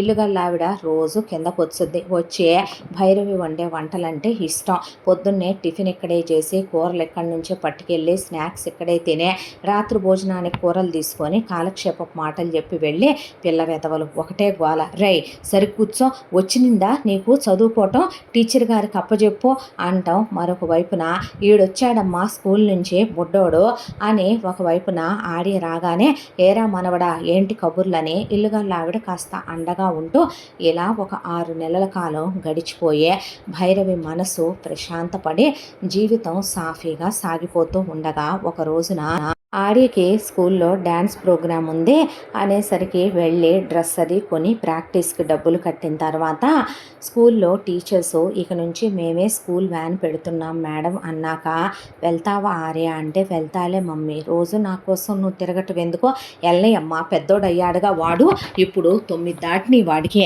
వెళ్ళలేడా ఏంటి, 9.5 సంవత్సరాలు వచ్చిన పిల్లాడు అనేపాటికి అది కాదు పిన్నే, వాడిని వదిలి ఉండలేక నీ పిచ్చిలే పిల్లల్ని పెరగనివ్వాలి అలాగే అన్న తర్వాత ఆర్య అలా స్కూల్కి వెళ్ళొస్తూ డ్యాన్స్ ప్రోగ్రాంలో పర్ఫామ్ చేసి ఇక ప్రైజ్ కూడా తెచ్చాడు. మురిసిపోయింది భైరవి. అలా రోజు స్కూల్ వ్యాన్లో స్కూల్కి వెళ్ళొస్తున్న ఆర్య ఒకరోజు వస్తూ ఒక పాపని వెంట పెట్టుకొని వచ్చాడు.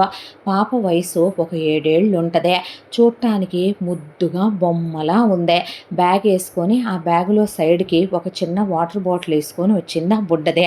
వచ్చేసరికి ఆర్య ఎవర్రా పాప అనేపాటికే ఏమో తెలీదు అన్నాడు. తెలియకుండా ఎలా తీసుకొచ్చావురా అనేసరికి ఓషమ్మునో ఓలప్పో ఎవర్రా ఇది అని ఇల్లుగల్లాంటి వచ్చేసరికి బామ్మ అరవకు చెప్పేది విను, చెప్పరా అనేసరికి స్కూల్ వ్యాన్ దిగేసరికి ఇది పాపం రోడ్డు మీద కూర్చొని ఎటెల్లాలో తెలియక ఏడుస్తుంది. నాకు ముద్దొచ్చింది. దగ్గరికి వెళ్ళి ఏమైనా హెల్ప్ కావాలేమో, అడ్రస్ మర్చిపోయావా చెప్పు తీసుకెళ్ళి దింపుతానంటే ఓషమ్మ మగోడో ఈడంతా మగోడని తీసుకెళ్ళి దాన్ని దించుతానన్నాడు అమ్మాయో అనేపాటికి మరేమైంది, దానికి ఇంటర్ డ్రెస్ తెలియదంట, ఏడుస్తూ కూర్చుంది. సరే మా మమ్మీ ఉంది కదా రమ్మనమన్నాను, నా వైపు అదోలా చూసింది.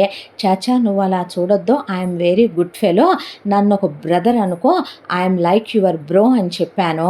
చెప్పిన తర్వాత బ్రదర్ అనుకుంటూ అది నా వెంటపడి వచ్చేసింది అనేసరికి ఓషమ్మో వీడు ఇంకేముందమ్మా, వీడు అన్నవరంలో అన్నయ్య అంట, అదేమో వరం అంట, దాన్ని వేసుకొని వచ్చాడు బుడదానా ఇట్రావే నువ్వు, మెమ్మ మీ నాన్న ఏమయ్యారే, ఒరే అలా తీసుకురాకూడదురా మనం కిడ్నాప్ చేసాం అనుకుంటారా పాపనే అనేసరికి బామ్మ లేదా ఏంటి మమ్మీ పిచ్చిగా మాట్లాడుకో, నేను చెబితే ఎవరు నమ్ముతాడరా, అసలు నేనే పిల్లలు నమ్ముతున్నాను అనుకుంటారుగా చూసి బామ్మ అనేసరికి ఇప్పుడు ఎవర్రా ఇది ఎవరు నువ్వు ఇట్రా చెప్పు ముందు అనేపాటికి పాప ఎవరమ్మా నువ్వు అనే అమ్మాయి బ్యాగులో అంతా వెతికేసరికి నా బ్యాగులో ఏమీ ఉండవా ఆంటీ అన్న తర్వాత దీనికి మాటలొచ్చు నీ పేరేంది చందమామ, అబ్బో నువ్వు పెట్టాక పుట్టావా, చాలా ముద్దుగా ఉన్నావమ్మా అన్న తర్వాత అవునా థ్యాంక్ యూ ఆంటీ అన్న తర్వాత ఎందుకు వచ్చావమ్మా, మీ ఇల్లు ఎక్కడా, మీ అమ్మా నాన్నలు ఎవరు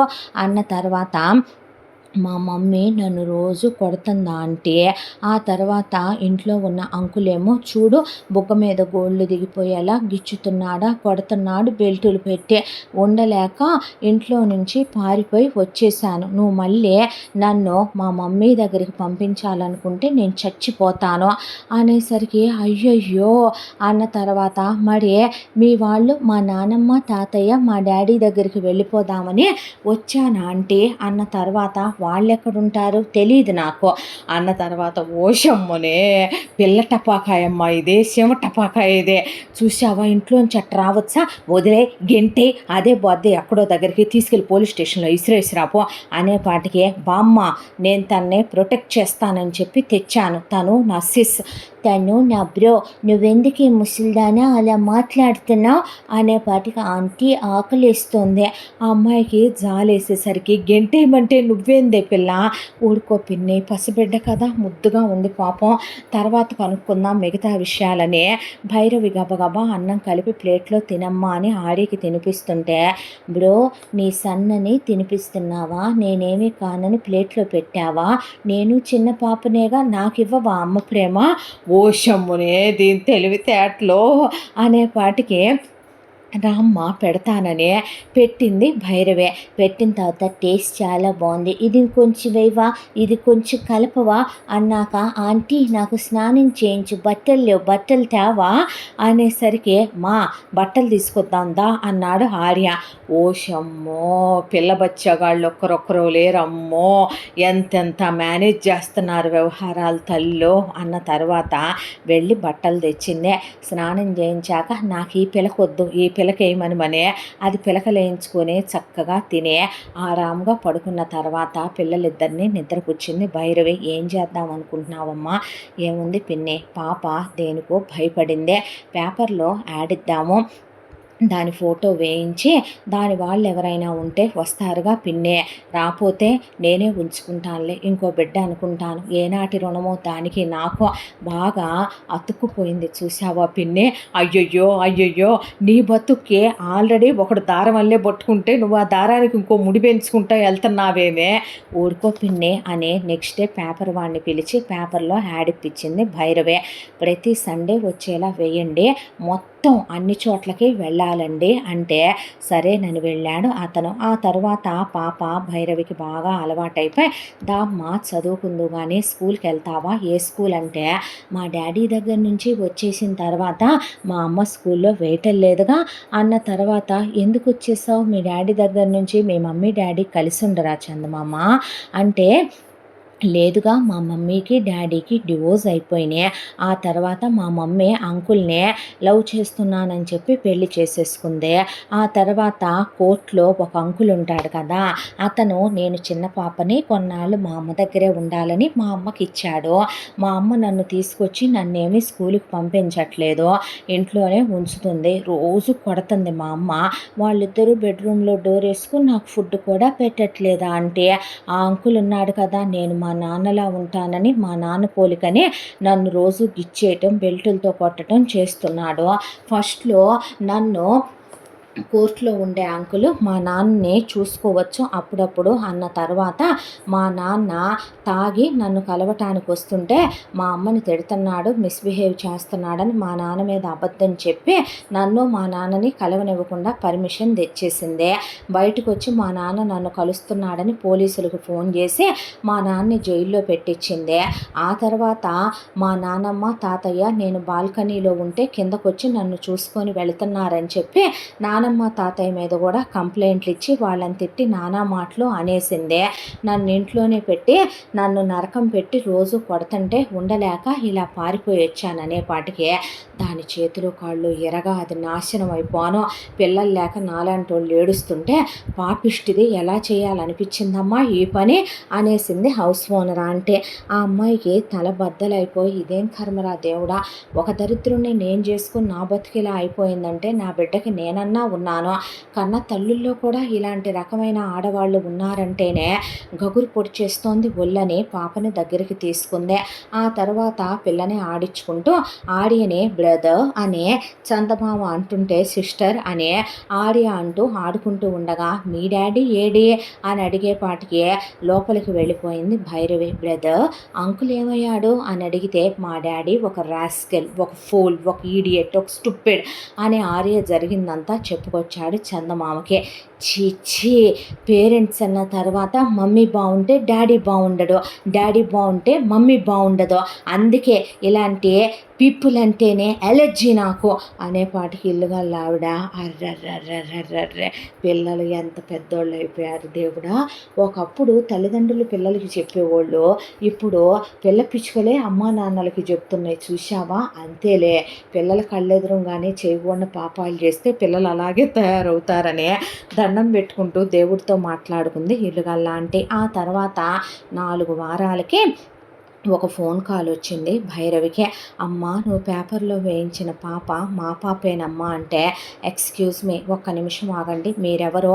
పాప వాళ్ళ అమ్మమ్మ, పాప వాళ్ళ అమ్మ ఎవరండి మీరు? పాప నానమ్మనమ్మ, నేను చందమామ నా మనవరాలమ్మ, నా కొడుకు గౌతమ్ కూతురమ్మ, నేను లక్ష్మినమ్మ, తన నానమ్మనే, వాళ్ళ తాతగారు ధర్మరాజు గారమ్మ, దాన్ని అడుగమ్మ అన్నాక మీ ఫోన్ కాల్ కోసమే ఎదురు చూస్తున్నాను లేండి అన్న తర్వాత, ఎక్కడుంటావో చెప్పమ్మ, బిడ్డను తీసుకెళ్తాం అనేసరికి, పర్లేదండి నేనే వస్తాను అని పాపని వెంట పెట్టుకొని ఆర్యని వెంట పెట్టుకొని భైరవి వెళ్ళింది. నానమ్మ వాళ్ళ దగ్గరికి వెళదాంరా అని చెప్పి వెళ్ళిన తర్వాత పిల్ల నానమ్మ తాతయ్య అని పరిగెత్తుకుంటూ వాళ్ళ దగ్గరికి వెళితే, ఏం జరిగిందమ్మా, ఎలా దొరికిందమ్మా నీకు అన్నాక, పాపని కొట్టి తిట్టి టార్చర్లు పెడుతున్నారంటండి. పాప ఉండలేక ఇంట్లో నుంచి తప్పించుకొని రోడ్డు మీదకి వస్తే, వీడు నా కొడుకు బాబు పాపను తీసుకొచ్చాడు, ఎలాగైనా తన వాళ్ళ దగ్గరికి చేర్చాలని యాడిచ్చాను. బై గాడ్స్ గ్రేస్ ఆ నెంబరు మీ దాకా వచ్చిందే, అది గొప్ప విషయం. పాపని జాగ్రత్తగా చూసుకోండి, చాలా ముద్దుగా ఉంటుంది, పొట్ట నిండా మాటలే, మాకు చాలా సందడిగా ఉంది పాప మాతో ఉంటే అన్న తర్వాత, ఈలోపు పాప తండ్రి అనుకుంటా ఒక అతను చాలా అందంగా ఉన్నాడు, కానీ షర్ట్ అంతా లూజ్ అయిపోయి, కళ్ళు ఇంత లోతుల్లోకి వెళ్ళిపోయి, గడ్డాలు పెరిగిపోయి, జుట్టంతా ఇంత క్రాఫ్ పెరిగిపోయి పిచ్చోళ్ళలాగా వస్తే, డాడీ అనుకుంటూ పాప పరిగెత్తుకుంటూ వెళ్తే పాపను ఎత్తుకొని పాప ఒళ్ళంతా ముద్దులు పెట్టుకున్నాడు. ఆ తర్వాత, అయ్యా గౌతమ్ అనే అక్కడ ఉన్న ముసలమ్మ ముసలాయన ఆ పాపిష్టిది పిల్లని కొట్టి, ఆ ముదృష్టపోడు పిల్లని కొట్టి నరకాలు పెడితే పిల్ల ఇంట్లోంచి పారిపోయేస్తే, ఇదిగో ఈ బాబుకి దొరికిందంట, ఈ తల్లి మన పిల్లని 4 రోజుల నుంచి వాళ్ళ ఇంట్లో ఉంచుకొని కాపాడి తెచ్చిచ్చిందయ్యా మనకి అన్నాక, చాలా థ్యాంక్స్ అండి అంటే, పాపని మీతోనే ఉంచుకోవచ్చు కదండి అనే, పాప జాగ్రత్త అన్నాక, వెళ్ళిరామా చందమామ అన్న తర్వాత, ఆంటీ అదేంటి మీ నెంబర్ నాకు ఇవ్వరా అన్న తర్వాత, బ్రో నెంబర్ నా దగ్గర ఉంది అన్న తర్వాత, డాడీ నీ నెంబర్ ఇవ్వు అన్న తర్వాత, గౌతమ్ తన నెంబర్ని ఆర్య నెంబర్ని తన నెంబర్కి మార్చుకున్నాక, ఆంటీ నెంబర్ కూడా తీసుకో అంది చందమామ. తర్వాత ఇలా వెళ్ళిపోయిందో లేదో భైరవే, ఇక నేను భరించలేను నాన్న, నా కూతురు నాకు కావాలి, కోర్టు కేసేద్దాం నాన్న అనే కోర్టుకి కేసు ఫైల్ చేసిన తర్వాత,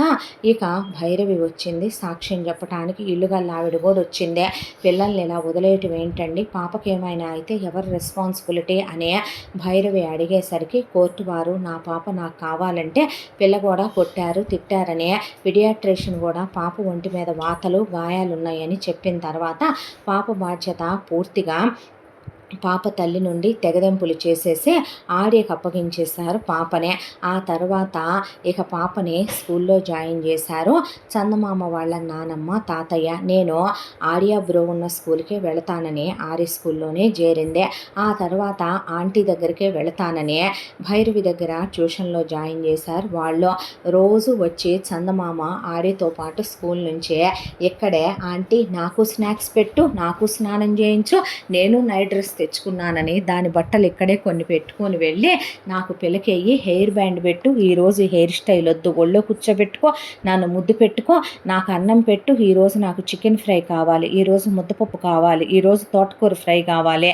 ఓషి దీని కోరికలో కడుపుతో ఉన్నమ్మ కూడా అడగదమ్మా ఇన్ని కోరికలు, ఏం పిల్లో ఏమో కానీ దీని దుంపదెగా అనేసరికి, బామ్మ తాతయ్యని మిస్ అవుతున్నావా? రావట్లేదుగా, కల్లో కన్నా వచ్చేవాడు మానవుడు, నువ్వు ఇలాగే కయ్యో మన కాకిలా అరిస్తే తాత భయపడి వెళ్ళిపోతున్నాడు. చూసావమ్మా నన్ను ఎన్ని మాటలు అంటుందో, అదొక్కరవ లేదో. బామ్మ సిస్టర్ భయపడుద్ది అలా అనుకో, అబ్బో ఈయన ఒక బ్రదరు ఆవిడ ఒక సిస్టరు చూసావమ్మా అనే పాటికి పిల్లని రోజు తీసుకెళ్ళటం కోసమని వాళ్ళ నానమ్మ, తాతయ్య భైరవి దగ్గరికి వచ్చేవాళ్ళు. వస్తే ఇల్లుగల్ల ఆంటీ కూర్చొని, అంత పోరంబోకల దాన్ని మీ కొడుక్కిచ్చి ఎలా చేశారమ్మా మీరైనా కూడా అన్న తర్వాత, అయ్యో ఎవరు చేశారండి, మీరొకళ్ళు భలే అనుకున్నారే అన్న తర్వాత, బాబుతో పాప ఆడుకుంటుంటే భైరవి కూడా అక్కడే కూర్చుంది. కూర్చున్న తర్వాత, మాది అసలు ఈ ఊరే కాదమ్మా, మాది ఈ పల్లెటూరు. అంతకుముందు మా పొలాలేమీ రేటు ఉండేవి కాదు. పుట్టక పుట్టాడు ఒక్కగానొక్కడు. నిజంగా చాలా మెతక, చాలా మంచోడు. కాబట్టే ఆ గౌతమ బుద్ధుడి పేరు గౌతమ్ అని పెట్టుకున్నాం. పిల్లాడిని ప్రాణం ఒక ఎత్తుగా పెంచుకుంటున్న క్షణం మాకు 10 ఎకరాల పొలం ఉందమ్మా. వాడు పుట్టిన వేళ విశేషం. పొలం ఎకరం ₹1,00,00,000కి రేటు పెరిగింది.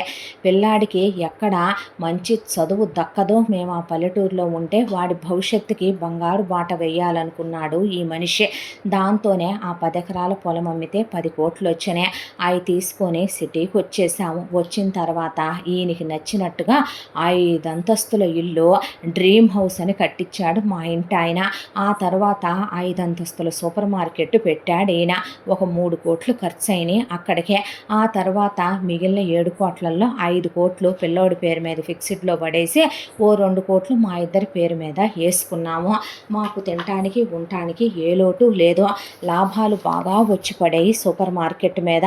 పిల్లాడికి ఏదడిగినా కాదని తల్లిదండ్రులం కాదు, ఒక్కగానొక్క బిడ్డని అల్లారు ముద్దుగా పెంచుకొని చాలా పెద్ద ఖరీదైన స్కూళ్ళల్లో వేసి కాలేజీలో వేశాం. కాలేజీకి వెళ్ళిన మా పిల్లాడికి ఆ పాపిష్టిది పరిచయం అయ్యింది. ఆ తర్వాత ఒకరోజు తీసుకొచ్చాడు. అమ్మ తన పేరు మాధురి, తన్ని ప్రేమిస్తున్నానంటే అది మా కులం కాదు, గోత్రం కాదు, అది ఒక సంస్కారం ఉన్న కుటుంబం నుంచి వచ్చింది కాదు. దాని అమ్మా బాబులకి డివోర్స్ అయ్యి ఉన్నాయి. దాని అమ్మా బాబులు ప్రేమించి పెళ్లి చేసుకొని ఎవరికి నచ్చిన వాళ్ళే చెరుకు ఇద్దరిని చేసుకొని ఉన్నారు. అయినా సరే తల్లిదండ్రుల పట్టి పిల్లల్ని తప్పు పట్టకూడదు అనే దాంతో దాన్ని కోడలుగా చేసుకొచ్చుకున్నాక ఎంతో అన్యోన్యంగా ఉన్నారు. మా అబ్బాయి ఆయన సూపర్ మార్కెట్కి వెళ్ళనని ఓ సాఫ్ట్వేర్ ఉద్యోగం వచ్చింది. అప్పట్లో వాడి జీతం 50,000, ఇప్పుడు లక్షల్లోనే ఉందలేమ్మా జీతం. అయితే ఏదో కాలక్షేపానికి వెళ్ళొచ్చేవాడు. మాకేమైనా తినటానికి లోట, ఉండటానికి లోట చెప్పమ్మా, బొచ్చెడు బంగారం కూడా పెట్టాను. ఆ తర్వాత కొంతకాలానికి పిల్ల కూడా పుట్టిందే. అయితే ఒక రోజున మా అబ్బాయి ఆఫీసు నుంచే అలా ఎర్రబడ్డ కళ్ళతో ఇంటికి వచ్చాడు. వచ్చేసరికి మా కోడలు చేయి పట్టుకొని వేరే వాడితో సన్నిహితంగా ఉంటూనే హోటల్ రూమ్ దాకా వెళ్ళి మా అబ్బాయి చూశాను. ఎందుకు అలాంటి తప్పుడు పనులు చేస్తున్నావు, నేను నీకేం తక్కువ చేశానో, మనకి బంగారం లాంటి బిడ్డ ఉంది, మన ఇద్దరికి జీవితం ఉంది, నువ్వు అలా చెయ్యొచ్చా, మన ఇద్దరం ప్రాణం ఒక ఎత్తుగా ప్రేమించుకున్నాం కాలేజీలో, మా అమ్మా నాన్నలు నొప్పించి నేను పెళ్లి చేసుకుని నీకేం తక్కువ చేశానంటే ఒక మగాడిగా నువ్వు ఇచ్చే సుఖం నాకు సరిపోవట్లేదు అందమ్మా. అప్పుడే కుప్పకూలిపోయాడు మా వాడు. అయినా సరే వాడు నియంత్రించుకున్నాడు. బుడ్డదంటే వాడికి పంచ ప్రాణాలు. దాంతోనే మగాడు తప్పు చేస్తే ఆడదే సర్దిపుచ్చుకొని సంసారం చేసుకుంటూ వెళ్ళిపోవటం లేదా, భార్యగా నువ్వు తప్పు చేసినా నేను తప్పనను, ఇక అది కంటిన్యూ చేయొద్దు, జరిగిందేదో జరిగిపోయిందే, నువ్వు పాప నా ప్రాణం, నువ్వు ఒకవేళ ఇక్కడే ఉంటే పాత జ్ఞాపకాలే వస్తాయి అనుకుంటే ఈ ఊరు నుంచి ట్రాన్స్ఫర్ చేయించుకొని వేరే ఊరికి వెళ్ళిపోదాం, పాపని తీసుకునే ప్రశాంతంగా బ్రతుకుదామని మమ్మల్ని అసలు దెప్పొద్దన్నాడు, దాన్ని ఒక మాట అనొద్దన్నాడు. ఆ తర్వాత దాన్ని క్షమించి స్వీకరించాడు. తప్పులు చేయనందే, మారిపోయానందే. ఆ తర్వాత కొన్నాళ్ళు బాగానే నటించిందమ్మా. ఆ తర్వాత మా అబ్బాయే ఇక పెళ్ళాము ఎలాగైనా ఒకటితో పక్క పంచుకుందన్నాక మగాడు మామూలు మనిషి అవటానికి కళ్ళారా ప్రత్యక్షంగా చూసినప్పుడు కొంత టైం పట్టుద్దే. సిగరెట్ వాసన కూడా పడని మా వాడు 2-3 పెగ్గులు తాగి రావటం మొదలయ్యింది. ఆ తర్వాత అలా ఒక ఏడాది గడిచిపోయి పెళ్ళాన్ని యాక్సెప్ట్ చేయటం మొదలుపెట్టాడు. ఈలోపు ఒకరోజు విడాకుల పత్రాలు తెచ్చి, నీతో నేను ఉండలేను, నేను అతన్ని గాఢంగా ప్రేమిస్తున్నాను, అతన్నే పెళ్లి చేసుకోవాలి, నాకు నువ్వు వద్దు నీ దరిద్రము వద్దు అని చెప్పి విడాకులకి అప్లై చేసింది. ఎంత చెప్పినా వినలేదు.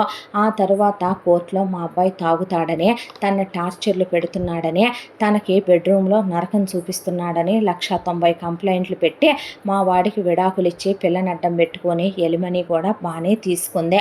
ఆ తర్వాత కోర్టు వాళ్ళు పిల్ల చిన్నది కాబట్టి 18 ఏళ్ళు వచ్చిందాకా తల్లి సంరక్షణలో ఉండాలని ఆ పాపిష్టి దానికి అప్పచెప్పారు. పిల్లని వాడిని పెళ్లి చేసేసుకొని వాడితో కులుకుతో పసిదాన్ని స్కూలు మానిపిచ్చేసి మా అబ్బాయి చూడటానికి వెళ్తే పోలీస్ కంప్లైంట్లు ఇచ్చే, మా మీద కంప్లైంట్లు ఇచ్చి పిల్లని హౌస్ అరెస్ట్ చేసే నానా నరకాలు పెట్టడం మొదలు పెడితే పిల్ల భరించలేక అది తప్పించుకొని వచ్చింది. దేవుడు మా యదానున్నాడు కాబట్టి బాబు కనపడింది. లేదంటే పిల్లని ఏ పిల్లలు ఎత్తుకెళ్ళేవాళ్ళు ఎత్తుకెళ్ళుంటే పిల్ల కళ్ళు కిడ్నీలు అమ్మేసుకొని ఉంటే పిల్ల పొయ్యి ఉంటే నా కొడుకు గుండె పగిలి చచ్చిపోయేవాడమ్మా. దాన్ని చంపేసి వాడు సావటమో దాన్ని చంపేసి వాడు జైలుకి వెళ్ళటమో జరిగిపోయేదే. ఈ తల్లి పుణ్యమా అంటానే ఆ పసిది మళ్ళీ మాకు దొరికింది అనేసరికి టీ పెట్టుకొస్తానని భైరవి లోపలికి వెళ్ళిన భైరవి బాధపడే అదేంటో ప్రేమించే మగాళ్ళకి అర్థం చేసుకునే పెళ్ళాలు దొరకరు. ప్రేమించే ఆడదానికి మనసారా ప్రేమించే మొగుడు దొరకడు. ఏం రాతలో దేవుడా నువ్వు రాసేవే అనుకుంటూ ఆ అమ్మాయి టీ పెట్టుకుంటుంటే అయ్యో మీకు ఏమని చెప్పనమ్మా, కడుపు చించుకుంటే కాళ్ళ మీద పడుద్దని ఈ పిల్ల బతుకు అలాంటిదే. కట్టుకున్న వాడితో నానా నరకాలు పడి ఊరుగాని ఊరొచ్చి బతుకుతుంది. మహానుభావురాలు, నిప్పు లాంటి పిల్లమ్మ, బంగారం లాంటి బిడ్డవాడు అన్న తర్వాత మా మనవరాలికి బాబు చెప్పాడంట. కొంతవరకు మాకు తెలుసు. పసివాడు వాడేం చెప్తాడమ్మా, అసలేం జరిగిందంటే అనే కళావతి సంపూర్ణరావు దగ్గర మొదలుపెట్టి ఆడియన్ తీసుకొని ఈవిడ ఇంట్లో అద్దెకి దిగిన దాకా చెప్పుకొచ్చింది హౌస్ ఓనర్ అంటే. అదంతా విన్న గౌతమ్ వాళ్ళ అమ్మా నాన్న వాడు నాశనం అయిపోనో ఊడ్చుకుపోనో, అసలు వాళ్ళ అమ్మా నాన్నలేనా అవి తోడబుట్టిన అక్కలేనా ఎవరికన్నా చెప్పినా కూడా కాండ్రిచ్చి ఉమ్ముతారు. కోడలంటే కూతురు లాంటిది కదో, అత్త అమ్మ అవ్వాల్సింది పోయి కోడల్ని కడుపులో పెట్టుకోవాల్సింది పోయి ఏం పనులండి అవి అంటే. అందుకే అమ్మ కలియుగం వచ్చి ఓ పక్క నుంచి దేవుడు తుడిపేస్తున్నాడు. అడ్డమైన రోగాలు తీసుకొచ్చి జనమేమైనా మారారా? పీల్చే గాలి కాలుష్యమైనా తినే తిండి కాలుష్యమైనా, ఒకవైపున క్యాన్సర్ సెంటర్ల దగ్గర నుంచే రోగాలు రొస్ట్లు వచ్చే ఎన్ని హాస్పిటళ్ళకి తిరుగుతున్నా జనాలకి ఏం సిగ్గొచ్చింది? తెల్లారు లేస్తే పక్కింటి పురాణాలు ఎదురింటి వ్యవహారాలు కావాలి.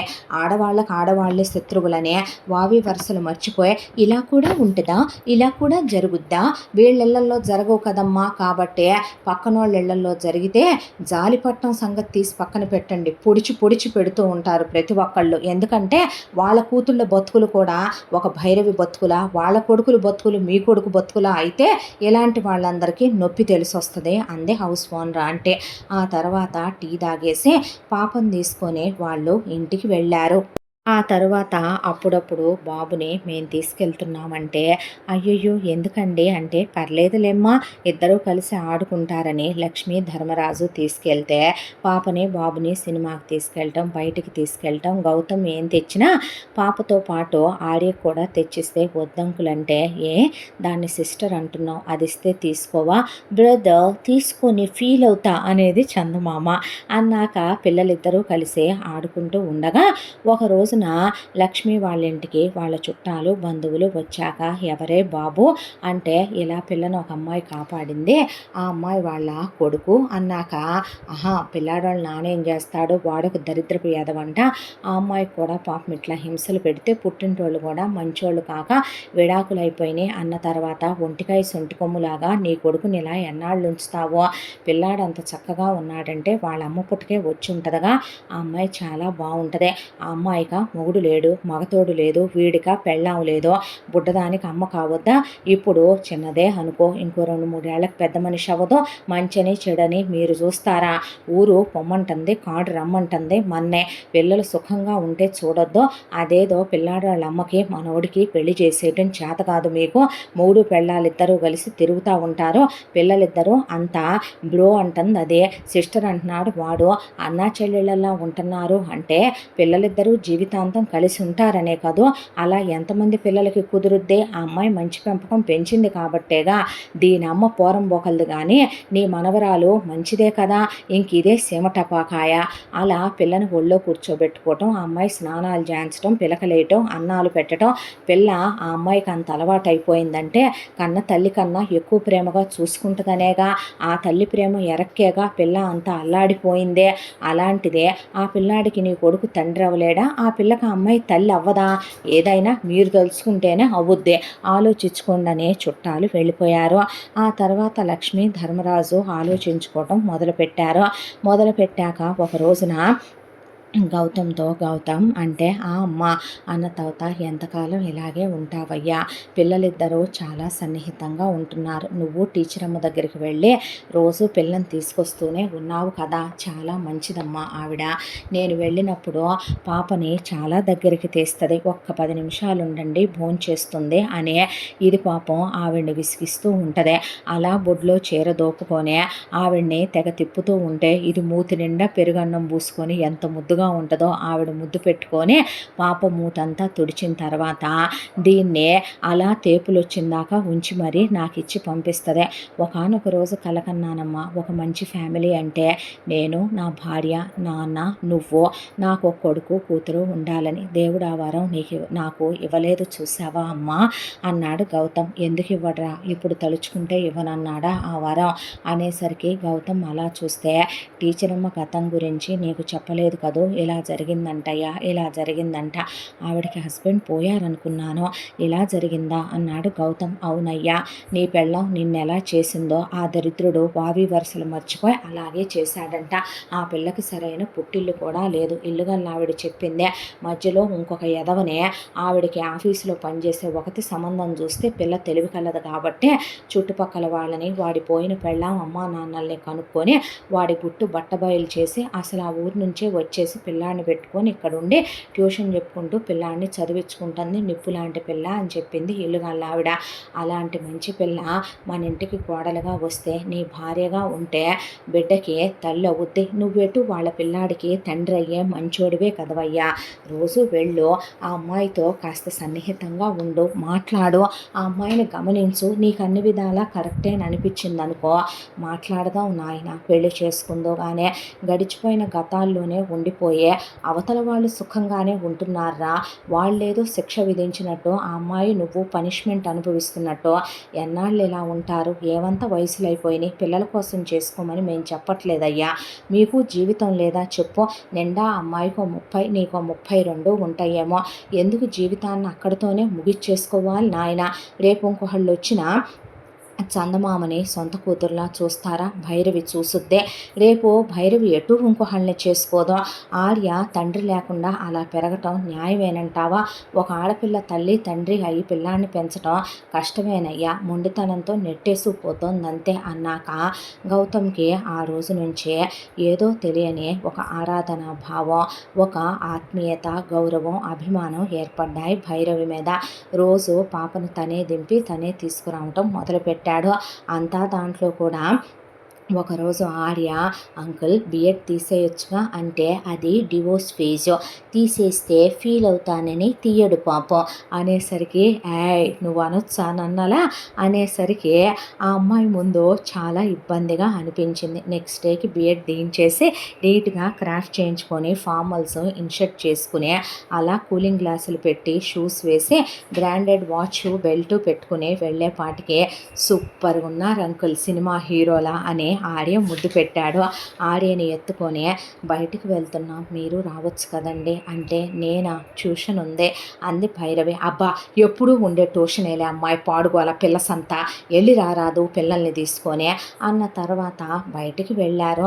బయటికి వెళ్తే భైరవిని గమనిస్తూనే ఉన్నాడు గౌతమ్. ముందు పిల్లలకి తినిపించేద్దామని పిల్లలకి పెట్టే ఒక బాధ్యత గల తల్లి ఎలా ప్రవర్తిస్తుందో, ఆ తర్వాత ఇంట్లో పెద్దవాళ్ళైనా గౌతమ్ వాళ్ళ అమ్మా నాన్నల్ని మీరు తీసుకోండి పిన్ని బాబాయ్ అంటే, చాచా పిన్ని బాబాయ్ అనబాకమ్మా, నాకు అచ్చం నీలాంటి మేనగోడలు ఉండేదే, అత్తయ్య మామయ్య అని పిలువమ్మా అన్నాక, ఇప్పుడు ఏమని పిలిస్తే ఏముందలేవే, నోరు ముయ్యవయ్యా, ఏం ధర్మరాజువి నువ్వు?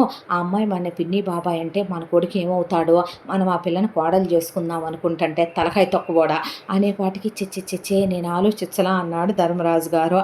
అన్న తర్వాత గౌతమ్ రోజు గమనించేవాడు, భైరవే చాలా విసిగిచ్చేది చందమామ, అయినా విసుక్కునేది కాదు. పాప రోజు ముద్దు పెట్టి రావటం, అక్కడే స్నానం చేయటం, ఆ అమ్మాయిని ఉప్పెక్కి ఆడుకోవటం, ఆ అమ్మాయి చదివించటం, ఆడితో కలిసిపోయి ఆడుకోవటం, తను ఒక రోజున ఎక్స్పెక్ట్ చేసిన ఫ్యామిలీ ఇదే.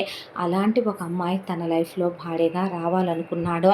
బట్ మనం ఒక్కొక్కసారి మన కప్ ఆఫ్ టీ కాని వాటినే సెలెక్ట్ చేసుకుంటాం, మన పెయిర్ ఆఫ్ షూ కాని వాటినే తెచ్చి వేసుకుని కాళ్ళు పుండు చేసుకుంటూ ఉంటాం. జీవితాలనే అలాగే పడి ఈడ్చేసుకుంటూ వస్తాం. దాంతో ఆ అమ్మాయి మీద ఒక మంచి ఇంప్రెషను. ఒకరోజు పాపని ఇంటికి తీసుకొచ్చి ఒళ్ళో కూర్చోబెట్టుకొని, ఆంటీ అమ్మైతే ఇష్టమేనమ్మా నీకు అని అడిగిన తర్వాత పాప గౌతమ్ని కౌగిలించుకొని, అమ్మ లేదుగా నాకు, అమ్మ నన్నెప్పుడూ అలా ప్రేమగా చూడలేదుగా డాడీ, మ్యాము ఆర్యని చాలా ప్రేమగా చూస్తుంది, నన్ను కూడా ప్రేమగా చూస్తుంది, నువ్వు నిజంగా తీసుకొస్తావా ఆంటీని అమ్మగా అని అడిగితే తీసుకొస్తానమ్మా అన్నాక, తీసుకొస్తాడులేమ్మా మీ నాన్న అన్నాక, ఏయ్యా నచ్చిందా అనేసరికి గౌతమ్ అవునన్నట్టు తలూపాడు.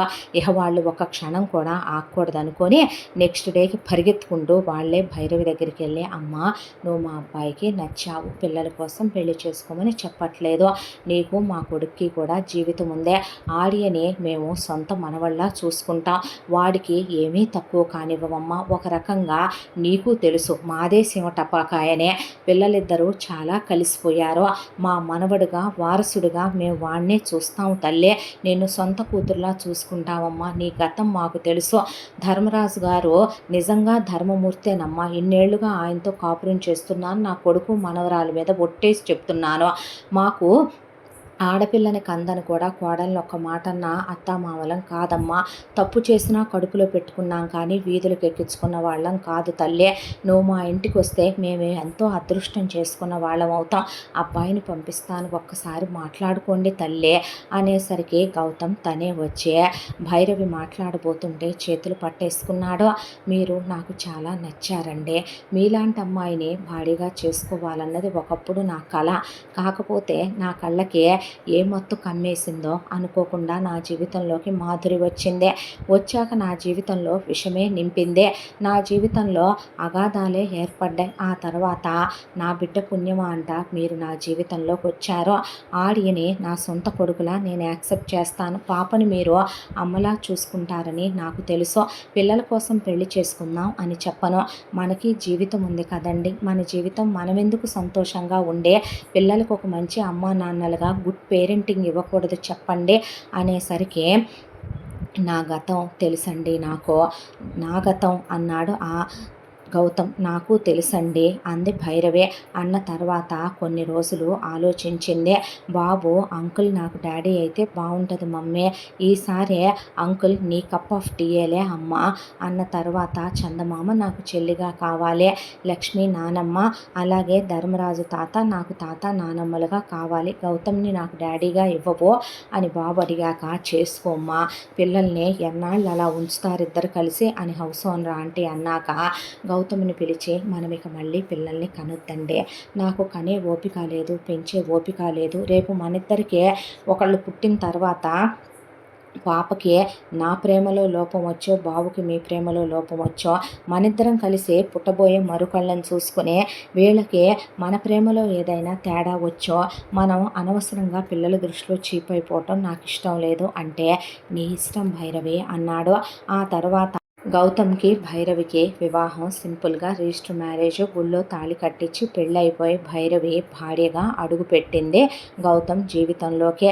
ఆ తర్వాత అలా వెళ్ళిన భైరవి పాపని దామ్మ తిందుగానే అన్న తర్వాత, నువ్వు డాడీ రూమ్లోకి వెళ్ళొచ్చు కదా మమ్మీ, సేవ టపాకాయ, ముందు అన్నయ్యకి నీకు అన్నం పెట్టి నానమ్మ తాతయ్య తిన్న తర్వాత అప్పుడు డాడీ నేను తింటాంలే అంది భైరవి. అన్న తర్వాత, చూసావమ్మా దాని మాటలు అన్నాక, మీరు తినండి అత్తయ్య, మీరు తినండి మావయ్య అని వాళ్ళకి పెట్టి పిల్లలకి పెట్టాక, కథ చెప్తాను రండర్రా మీరు అన్నాక, అనగనగా ఒక రాజుగారు, ఆ రాజుగారికి 7 కొడుకులు 7 చేపలు తెచ్చారు, ఒక చేప ఎండలేదు, అమ్మా ఎన్ని జనరేషన్లు చెప్తారే ఈ కథలు, రారా బ్రో మన ఇద్దరం కలిసి న్యూ జనరేషన్ స్టోరీస్ చెప్పుకుందాం, ముసలిది ముసలోడు ఎప్పుడు పాతకాలం కథలే, ఓషమ్మనే అని పిల్లల్ని పెట్టుకొని వాళ్ళు పడుకున్న తర్వాత, భైరవి పిల్లలు భోంచేశారు, మీరు రారా అన్నాక, పేరు పెట్టి పిలవరా అని గౌతమ్ వచ్చి ప్లేట్లో తనే అన్నం వడ్డించుకొని తీసుకెళ్ళి భైరవికి తినిపిస్తే ఆ అమ్మాయి కళ్ళల్లో నీళ్ళు.